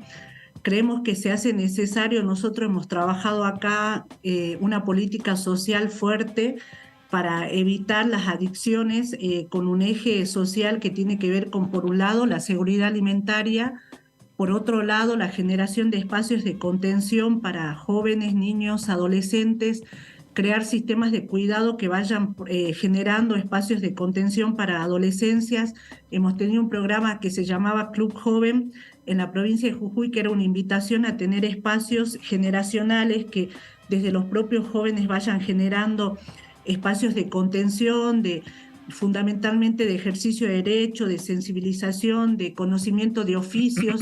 Creemos que una gran tarea de parte del Estado es generar acciones transversales que tengan como visión la generación de espacios de contención y de prevención. Lo otro que hemos hecho fuertemente es tener una política deportiva que vaya hacia atraer, hacia promover a los niños, jóvenes, adolescentes para tener el deporte como un espacio de generación de valores. Nos parece fundamental también, estamos en Jujuy, se está discutiendo una ley de narcomenudeo. Es fundamental no solo empoderar, digamos, la política social direccionada a cuidar y cumplir el mandato del Estado garante del interés supremo de la niñez, del cuidado especial de la juventud, de la protección y garantía de derechos, también el análisis del marco legal. Estamos trabajando en una legislación de narcomenudeo para avanzar, digamos, en acciones que tengan que ver con un marco legal más adecuado. Creemos, por eso se hace necesario tener una Argentina que supere las grietas, que ponga en agenda de todos los actores que tenemos responsabilidades colectivas, temas que son trascendentales. Un tema tiene que ver que todos tenemos que estar de acuerdo en combatir la violencia, todos tenemos que estar de acuerdo en que no puede haber diferencia o no puede haber falta de diálogo en responsabilidades que son comunes, en responsabilidades que se tienen que hacer, digamos, desde un diálogo. Claramente la presencia de las fuerzas federales en la zona de frontera, con una actitud y con una capacidad de controlar, nosotros que somos una provincia fronteriza, creemos que es necesario tener una presencia contundente, pero además coordinada con las fuerzas provinciales, ¿no? Sí, diputada, ¿cómo le va? Leonardo Fredes la saluda. Le consulto sobre eso. ¿El narcomenudeo, más precisamente, a qué se apunta con la legislación o qué se busca? Bueno, todavía no tenemos, estamos haciendo, ha habido reuniones en las comisiones de la legislatura. Lo que nosotros vemos es que algunos sectores del narcotráfico, con esta cuestión de los niños no poder usar a los niños para incorporar circuitos de narcotráfico, niños, adolescentes, y nos parece que tenemos que tener una acción muy particular en evitar que por su condición de niño y su no punibilidad sean utilizados, promovidos a los procesos de adicción. Y nos parece también que es una acción que tiene que ir de la mano de otras acciones de fundamentalmente contención. Por eso es que pensamos que todo el tema de adicciones y narcotráfico, como vos decías, son dos grandes capítulos. Una tarea es la de evitar, promover y trabajar para evitar que los niños y los jóvenes entren en adicciones, y la otra tarea que tiene que ver con fortalecer las acciones de seguridad en provincias como las nuestras, que son de zonas de frontera, ¿no? Yo quiero preguntarle precisamente eso, ¿no? Sobre la particularidad de la provincia al ser una provincia con un extenso territorio fronterizo. ¿Cuáles son las particularidades y los requerimientos que tiene la provincia? Es decir, en este sentido, ¿cuál es la agenda de Jujuy de cara, a lo que le toque cumplir de mandato o del resto de los legisladores que la sucedan? Sí. Bueno, nosotros tenemos una política pública que queremos llevar a la agenda del Parlamento. Por un lado, nos hemos convertido en una provincia generadora de energía alternativa. Creemos que hay una gran transformación productiva con las energías alternativas. Creemos que el combate al cambio climático tiene que ser no solo una política pública, sino una agenda parlamentaria. Y en ese sentido, la experiencia de la provincia de Jujuy diversificando su matriz productiva. Ustedes saben que Jujuy es una de las provincias que era una provincia considerada tabacalera, minera y fundamentalmente productora de azúcar. Nosotros venimos a hacer una transformación social, productiva, que va de la mano de, por un lado, recuperar el turismo como generador de empleo, como generador de un proceso económico. La posibilidad de no tener cortes de ruta nos ha generado una posibilidad de crecimiento del turismo, y hemos recuperado, digamos, el lugar estratégico de Jujuy como ser una provincia receptora de turismo. Hemos crecido mucho en los últimos años. El crecimiento del turismo nos ha llevado en aumentar en casi en 10.000 la generación de empleos en la provincia de Jujuy de prestadores de servicios turísticos. Ser generadores de energía alternativa, nosotros hemos construido un parque solar en la provincia de Jujuy, en el territorio de una comunidad indígena, donde después de un proceso de consulta la comunidad indígena recibe el 2% de las ganancias. Eso no existe en otro lugar del país, de Latinoamérica, que una comunidad es socia en las ganancias. Y tenemos 1 millón de paneles generando energía alternativa, y eso nos parece que es un aporte al proceso del cambio de la matriz energética. Estamos generando pueblos solares en distintos lugares de la provincia para cambiar la matriz energética y hacer un proceso de combate al cambio climático. La mayoría de las obras públicas que construimos es con energía alternativa. Los colegios primarios que estamos construyendo nosotros, de las ganancias del parque solar, estamos construyendo. Tenemos ya iniciada la construcción de 100 colegios secundarios y primarios, o sea, de 100 establecimientos, y todos los hacemos con el sistema de energía alternativa. Para nosotros es una política pública que puede ser parte de la agenda parlamentaria. También se hace necesario promover esta visión de la provincia que tenemos de generar una cultura del esfuerzo y el trabajo. Creo que la Argentina que se viene es debatir cómo vamos a recuperar la visión de que la única manera de progreso es la generación de empleo, la generación de mayor conocimiento asociado al empleo. Entonces tiene que haber una transformación a lo mejor también del sistema educativo orientado a la generación de empleo, la instalación de universidades del trabajo en las provincias. Nosotros acabamos de sacar una ley que crea la Universidad del Trabajo en la provincia de Jujuy. ¿Qué es la Universidad del Trabajo? ¿Qué carreras tendría? Es una institución es una institución de formación, también de educación superior, que va a orientar a través del diagnóstico geográfico regional, a través de los análisis y limitación de los actores públicos y privados, de los sindicatos. Vamos a trabajar diagnósticos regionales para generar procesos formativos que van en la línea del oficio, pero también en la línea de carreras terciarias orientadas en este progreso de crecimiento económico.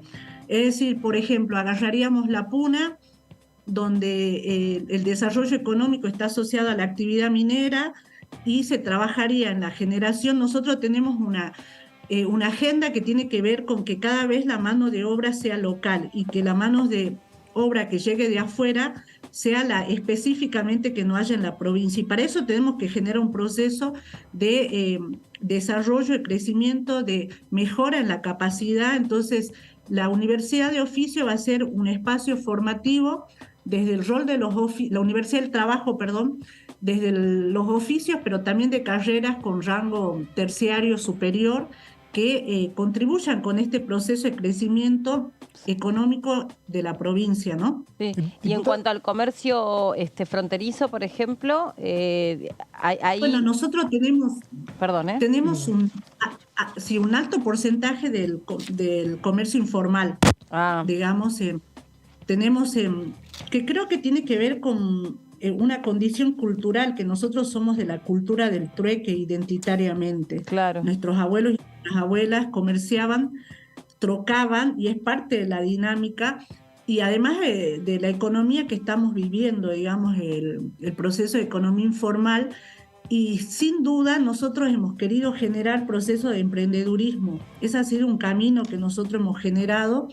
En cada territorio donde hay un emprendimiento minero, nosotros hemos promovido que los hombres y las mujeres del territorio se conviertan en los prestadores de servicio.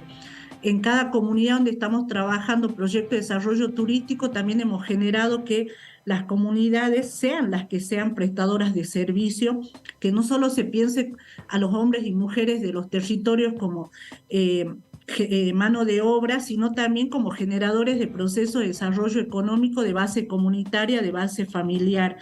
Eso es una transformación social también que hemos estado haciendo. Creemos que la generación de pequeñas empresas, de cooperativas de trabajo, de cooperativas de producción, de cooperativas de artesanía, son un camino. Sin duda, la movilización económica tiene que ser desde la activación de los hombres y las mujeres en su espíritu emprendedor, o sea, sacarnos de esta cultura de la dependencia, del plan, del beneficio social, que no juzgamos a nadie que lo recibe, porque entendemos que forma parte de un proceso, pero recuperar esa capacidad.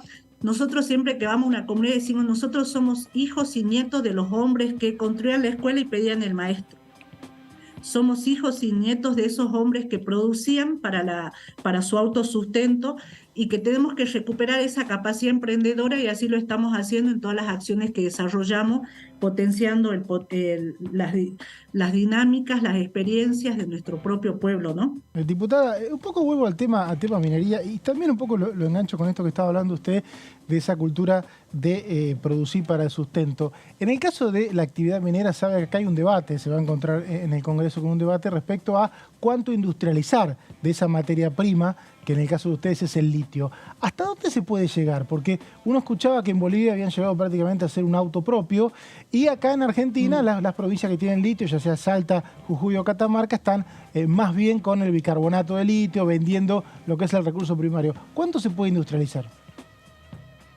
Bueno, nosotros venimos haciendo un proceso que tiene que ver con, primero hemos declarado al litio un recurso estratégico para la provincia, entendiendo la importancia que tiene para los procesos, no solo para la actividad minera, sino para el desarrollo de nuevas industrias, de nuevas tecnologías.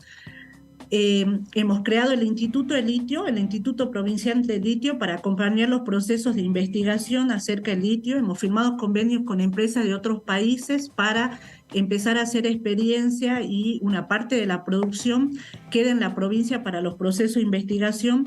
Queremos ser generadores de batería de litio, estamos haciendo ese trabajo desde la investigación de la tecnología aplicada.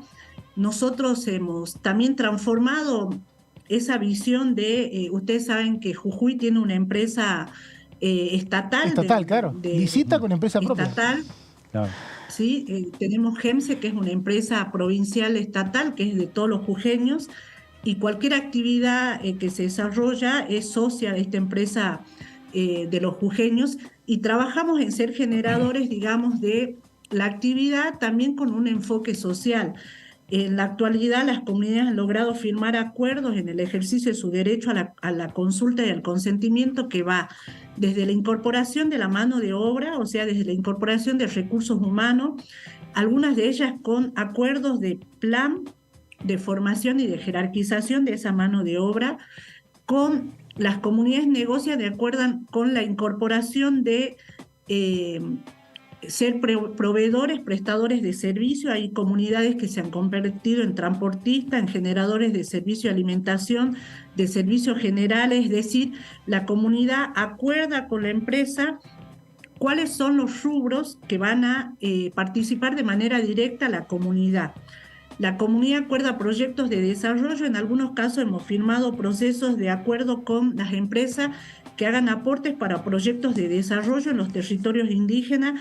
O sea, no solo pensamos que las empresas tienen que ser generadoras de una política o una política empresarial social, sino tienen que ser generadoras de un accionar que nos lleve a tener una relación respetuosa de las comunidades. Y sin duda estamos generando una dinámica de participación de las comunidades en los monitoreos ambientales. Creo que las provincias que tienen litio, Catamarca, Salta, han conformado una mesa dentro de la mesa de Norte Grande, y eso pone una agenda regional y nos pone como país en la vanguardia de generar acciones que vayan en el desarrollo de mejorar la tecnología. Creo que es una agenda pendiente que la tenemos que potenciar, y tenemos que ir generando, digamos, acciones que den cuenta de que no solo se extraiga la materia prima, sino que también podamos generar la utilidad acá en nuestros territorios, ¿no? Diputada, le quiero preguntar concretamente porque, bueno, primero que es impresionante todo lo que sabe, claro, sobre su región, sobre su lugar, sobre las distintas actividades y la perspectiva que tiene. Usted pertenece a una provincia que está, digamos, en la zona fronteriza, justamente totalmente poblada por pueblos originarios, y le quiero preguntar cuáles las oportunidades para las mujeres, concretamente, de esos pueblos de cara al comercio fronterizo. En virtud de esto que usted dice, ¿no? El emprendedurismo, el poder ser, digamos, generadores también de oportunidades de trabajo y no solamente ocupados como mano de obra. O sea, poder dar un salto incluso generacional para esas comunidades. Sí, además yo soy de origen indígena, yo soy una mujer colla, soy nacida en un territorio indígena. He tenido muchos años en la militancia por los derechos de los pueblos indígenas y tengo una mirada muy particular. Las mujeres indígenas somos parte de un proceso de múltiple discriminación, hemos sido objetos de todos los procesos de aculturización, de genocidio cultural. Ustedes saben que el proceso de mestizaje se ha realizado utilizando o apropiando, violentando mujeres indígenas. Entonces lo primero que tenemos que hacer cuando hablamos del rol, la situación y los procesos de las mujeres es reconocer la múltiple discriminación que viven o que vivimos las mujeres indígenas. En ese sentido, ha habido como un proceso de transculturización que ha puesto a la mujer en la única responsable de ser la transmisora de la cultura, cuando la cultura en una vida comunitaria se transmitía en la ceremonia, en la familia, en la producción. Por ejemplo, en la pedagogía indígena, uno aprende el valor de la vida en la siembra. Uno aprende que todo es energía, que todo es vida, cuando deposita la semilla y cuida esa planta. Los abuelos te dicen, vos sos responsable de que eso crezca y que te dé alimento. Entonces uno aprende aprende el concepto de la autosuficiencia, aprende el concepto de la vida y de la corresponsabilidad con el otro, que es una planta. O sea, aprende el sentido de la energía y de la vida, de todo lo que nos rodea en la siembra. Y esa filosofía, esa identidad era transmitida familiarmente, era transmitida comunitariamente, espiritualmente, y en los últimos años se ha dejado a la mujer en ese rol de ser la responsable de la transmisión de la identidad y la cultura.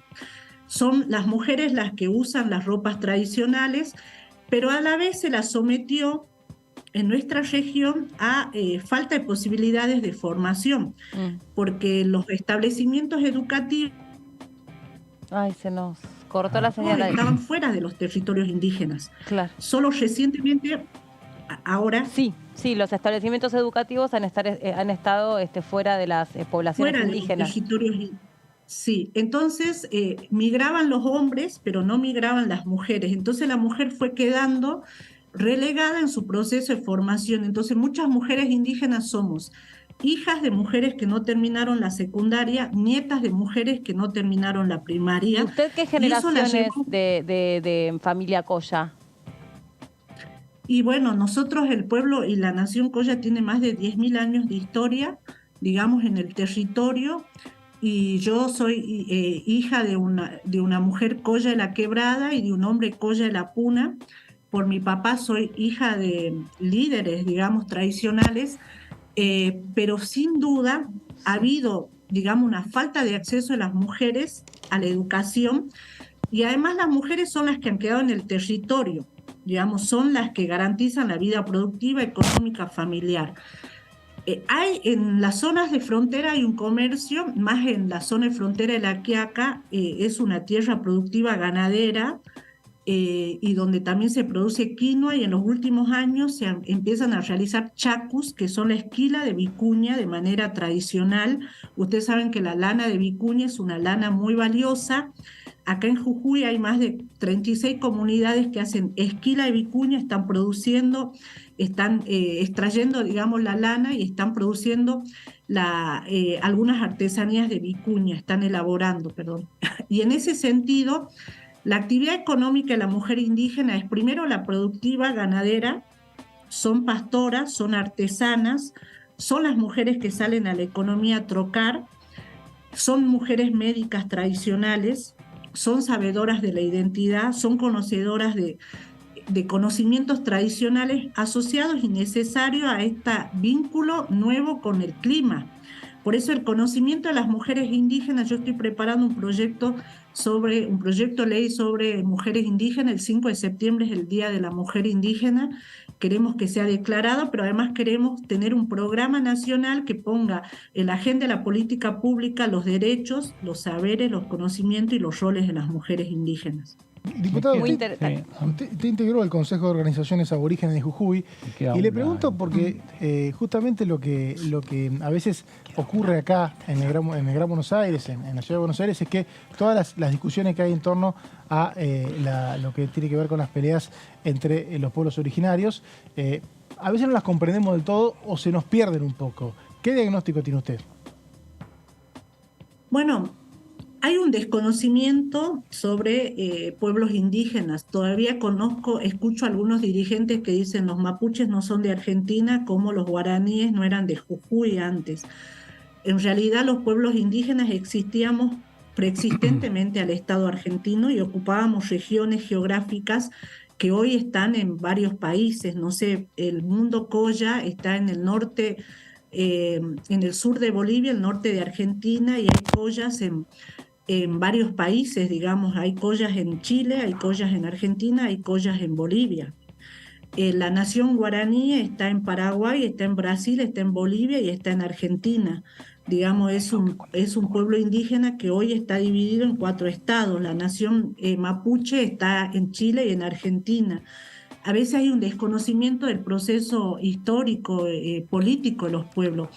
En Argentina ha habido distintos procesos de aculturización, distintos procesos de pretender diezmar a los pueblos indígenas, mientras en el sur hubo un proceso de matanza lisa y llana con lo que fue la campaña del desierto. El crecimiento de Argentina significó la cabeza de caciques, En el NEA el proceso de aculturización fue las religiones, los procesos de evangelización con las misiones. Entonces, vuelvo al sur. En el sur hay una relación distinta con el Estado, hay una mirada distinta porque para que crezca el Estado se avanzó contra la vida de hombres y mujeres indígenas.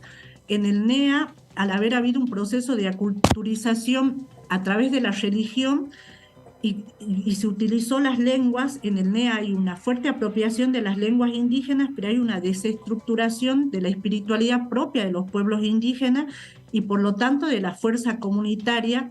En el NOA el proceso de aculturización fue la educación, es decir, se avanzó en hacer perder la identidad a través de la escuela y por lo tanto se perdieron las lenguas indígenas, pero hay todavía una fuerte raíz en lo espiritual indígena. Eso, digamos, tenemos que analizar para entender las distintas formas de vincularse con el Estado de las comunidades, las distintas miradas que hay sobre el Estado y también sobre los propios procesos, ¿no? Creo que hay mucho desconocimiento de las obligaciones del Estado en cuanto a la garantía de derechos y por otro lado tenemos un contexto de opresión que se generan procesos que hay que analizarlos, que tenemos que ponerlo en la mesa de analizar la situación indígena. Pueblos indígenas hay en más de 15 provincias, es una realidad nacional que debe formar parte de la agenda de la política pública del Estado y de la agenda legislativa. Hay una deuda histórica con los pueblos indígenas, es necesario avanzar en esa deuda histórica y hacerlo de todos los ámbitos, y es necesario reconocer que es un tema que se debe abordar con un espíritu de interculturalidad, con un espíritu de analizar los procesos históricos. A veces hay comunidades que hoy demandan tierra y hoy son 5 o 6 familias, pero en este proceso de desalojo eran 40, entonces hay un juez que analiza y dice, pero acá hay 5 familias, no es una comunidad, pero no analiza el proceso de opresión, de hostigamiento que sufrió una comunidad para quedar diezmada. Es decir, hay un contexto histórico que nosotros tenemos que poner sobre la mesa y sin duda para nosotros en la provincia es una tarea fundamental porque entre Jujuy y Salta está el 60% de la cantidad de comunidades indígenas reconocidas. Gracias, diputada, por este contacto. Le mandamos un saludo. Que esté muy bien. No, muchas gracias a ustedes y creo que es muy importante abordar estos temas desde las perspectivas de los que tenemos responsabilidades públicas y que muchas gracias por el interés. Al contrario, gracias a usted por su tiempo. Bueno, muy bien. Ahí seguimos entonces camino nosotros con más información resumida en placas. Ahora va a contarnos Leo otro de los proyectos. Estoy viendo cuál. ¿Cuál es, Leo, mientras tanto? Mientras te acomodas, si estás planeando en el estudio. Es así, estamos... Por un momento soñé con que se cayera y lo filmaran, pero no me di que dar el gusto. Era a propósito. Hubiera sido un buen momento. Era a ¿no? propósito, era a propósito. Nunca nos había pasado. Ni pasará. Ni pasará, ¿no? Justo la estoy buscando a la qué bueno, placa. pero mira, y si mirás para atrás ahí lo tenés. También la tenemos. Ahora a ver dónde nos ubicamos. Muy bien. Interesante el tema, porque es... claro, acá estoy, sí, las tengo impresas, lo que pasa es que no veía dónde las tenía impresas porque se me había traspapelado, ¿no? Con otro papel, pero... Seguimos en Jujuy. Le mandamos un saludo a Lore, que nos está apuntando acá, justamente, que el tema es el proyecto sobre compatibilidad entre planes sociales y empleo en relación de dependencia.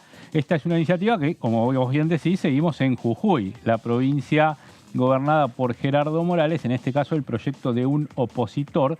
Se trata de Julio Ferreira, diputado del Frente de Todos de esa provincia, y un proyecto con giros a las comisiones de Legislación del Trabajo y de Presupuesto y Hacienda.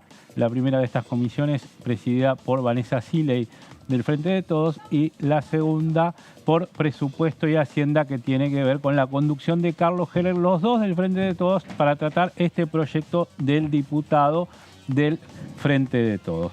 Se trata de un empalme entre trabajo y planes sociales, un tema que se ha dicho mucho. Pero incluso, tremendo, en cada presupuesto escucho esa palabra. Exactamente, sí, se va a buscar a ver cómo se puede hacer. Aparte se usa esa palabra, empalme. Claro, sí, no se pueden cortar los planes sociales de un día para el otro, entonces hay que ver cómo pasarlos de plan social a trabajo. Bueno, no solo un diputado nacional lo ha dicho, sino que lo han dicho poderes ejecutivos que están en la misión o ministros de Desarrollo Social que le están buscando la vuelta a esto, de cómo se puede acoplar fundamentalmente.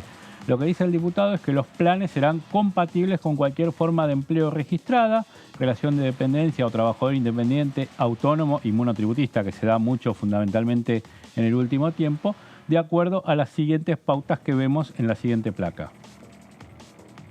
Las pautas son, la primera es que durante el primer año de antigüedad el trabajador perciba el 100% del plan social.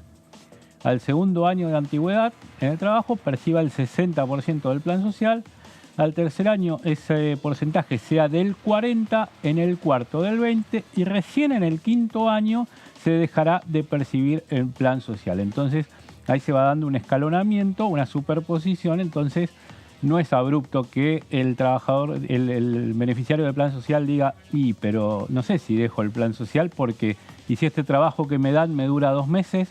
Claro, porque y después el laburo me quedo sin el trabajo, ¿no? Y me quedo sin el plan social. El laburo golondrina, generalmente Claro, el diputado lo debe saber porque seguramente la industria tabacalera también debe tener trabajo golondrina.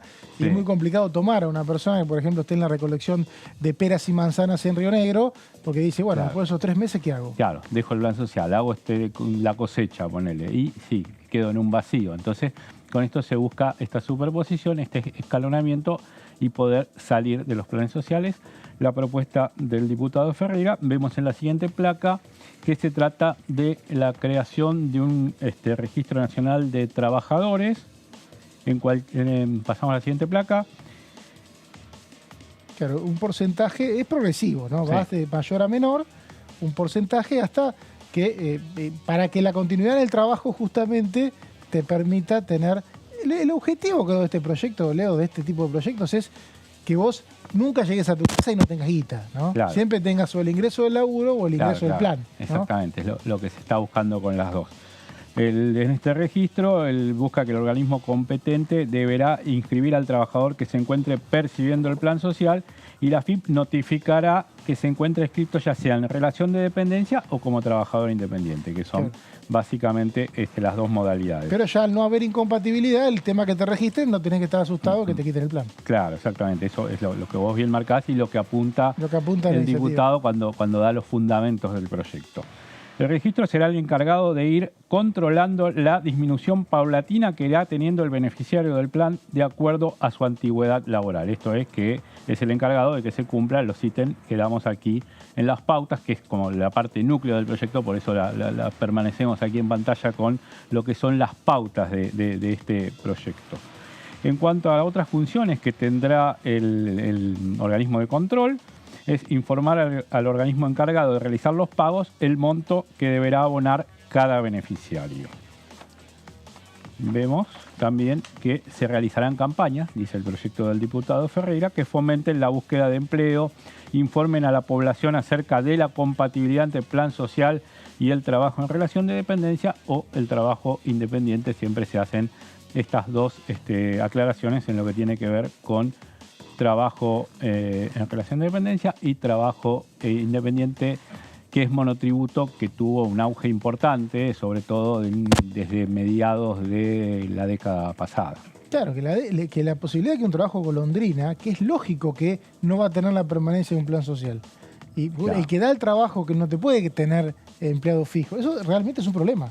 Diputados de todos los bloques han planteado esta situación. Sí, inclusive el diputado de Plaza, que estuvo con nosotros ayer, también, del Frente de Todos, hablaba de la actividad frutícola de Mendoza, que tiene ese problema también. Y desde el papel de empresario, que es empresario agropecuario, Pérez Plaza, que muestra la perspectiva, aún dentro del Frente de Todos, que por allí es un sector que uno lo dice, bueno, más relacionado con los trabajadores, con los sindicatos.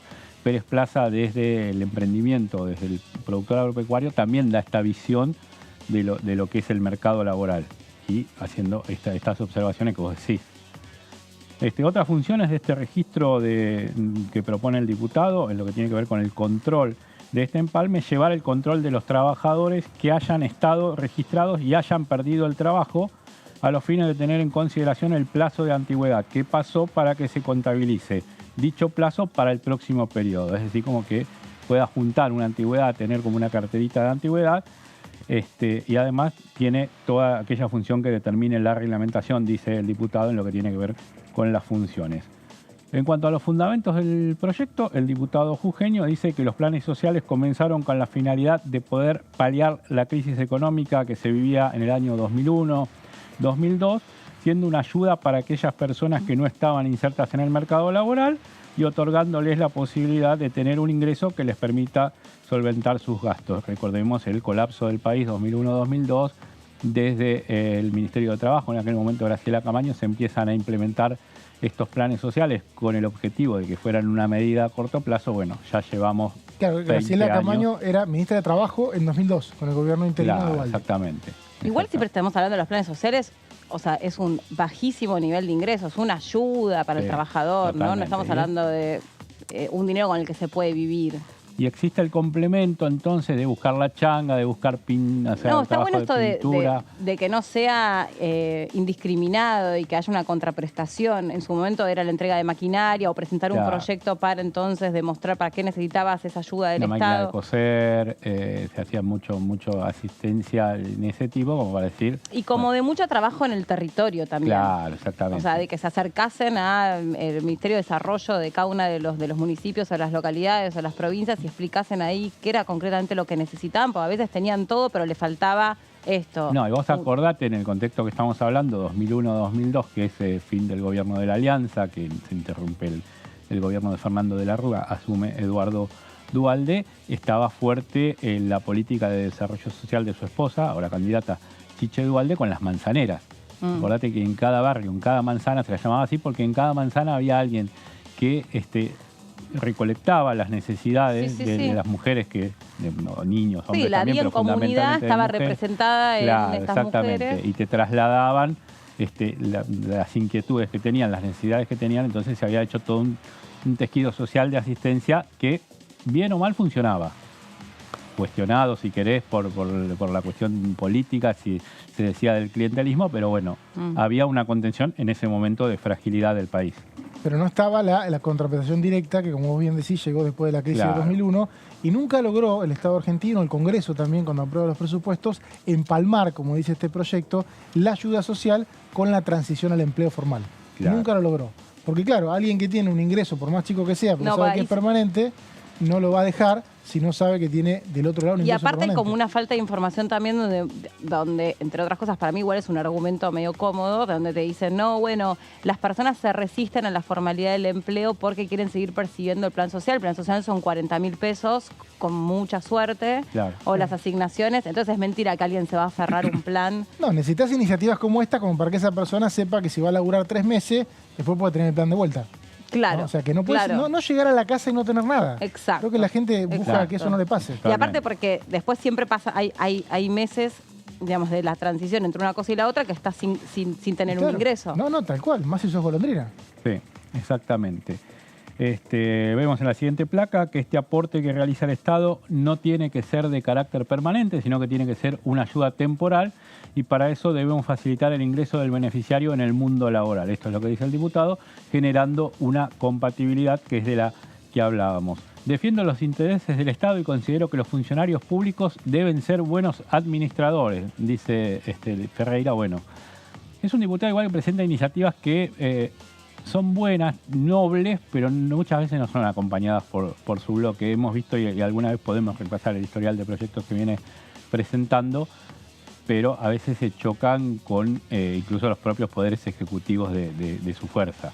Bueno, es uno de los diputados, incluso dentro del oficialismo, que más a veces no parece formar parte a veces del parece oficialismo, propio dice hay que espacio. dialogar, hay que buscar, hay que terminar con algunas prácticas. Lo hemos visto aquí en el piso, incluso que ha venido muchas veces gentilmente en vivo a expresar esta posición. Sí. Es importante que la ciudadanía sepa que los planes nacieron con la finalidad de ayudar, pero no con la finalidad de hacer desaparecer la cultura del trabajo. Esto también es importante porque es otra de las cosas en las que se pone énfasis. Y contar con una ayuda económica por parte del Estado no debe ser un ancla que imposibilite la inserción del beneficiario en el mercado laboral. No es esto de me quedo con el plan, ya estoy con el plan, entonces como tengo el plan no salgo a buscar. Eso es a lo que apunta el diputado y lo aclara en los fundamentos para que no se malinterprete el texto de la norma en sí. El Estado debe generar políticas públicas que incentiven, motoricen y generen empleo, y que esos empleos sean ocupados por gente que necesita el trabajo lo que traerá como resultado trabajo genuino para el argentino. Es el último de los fundamentos de este diputado por Jujuy que presenta este proyecto de ley. Y que tiene mucha experiencia también en su propio distrito, en su propia provincia, que trabajó muchos años en el registro civil, ¿no? El registro civil, claro, es que casaba gente. Sí. Que como siempre le decíamos, el Roberto Galán. El Roberto Galán, y bueno, todos lo quieren porque casaba gente. Y él dice que además siempre fue muy ordenado con las cuentas, que nunca tuvo... Por eso tenía buena imagen personal, según me contaron, no conté, pero tenía buena imagen personal. Lo midieron y lo pusieron de candidato. Sí, sí, ¿no? sí. Y es diputado, no sé si no termina, ¿no? No. Creo que sí. Creo que sí, termina el mandato. Sí, termina el mandato. ¿Qué vamos a hacer de nosotros sin Ferreira? Sin Ferreira. Bueno, tenemos que tener un día un programa con diputados nacionales en mandato cumplido. Se le dice así. Sí. No se le dice exdiputado.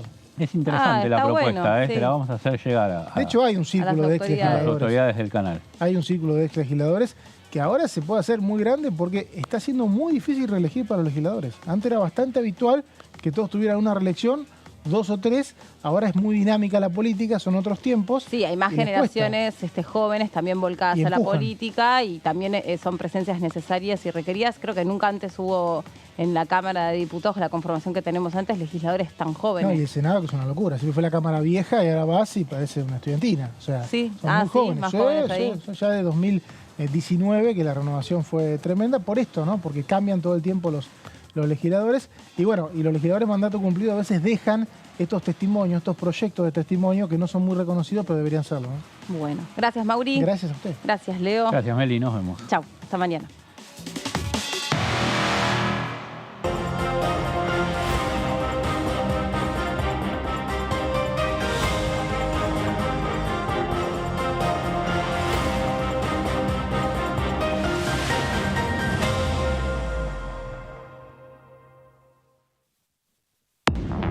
¿Cómo le va? Esto es el análisis por aquí por DTV.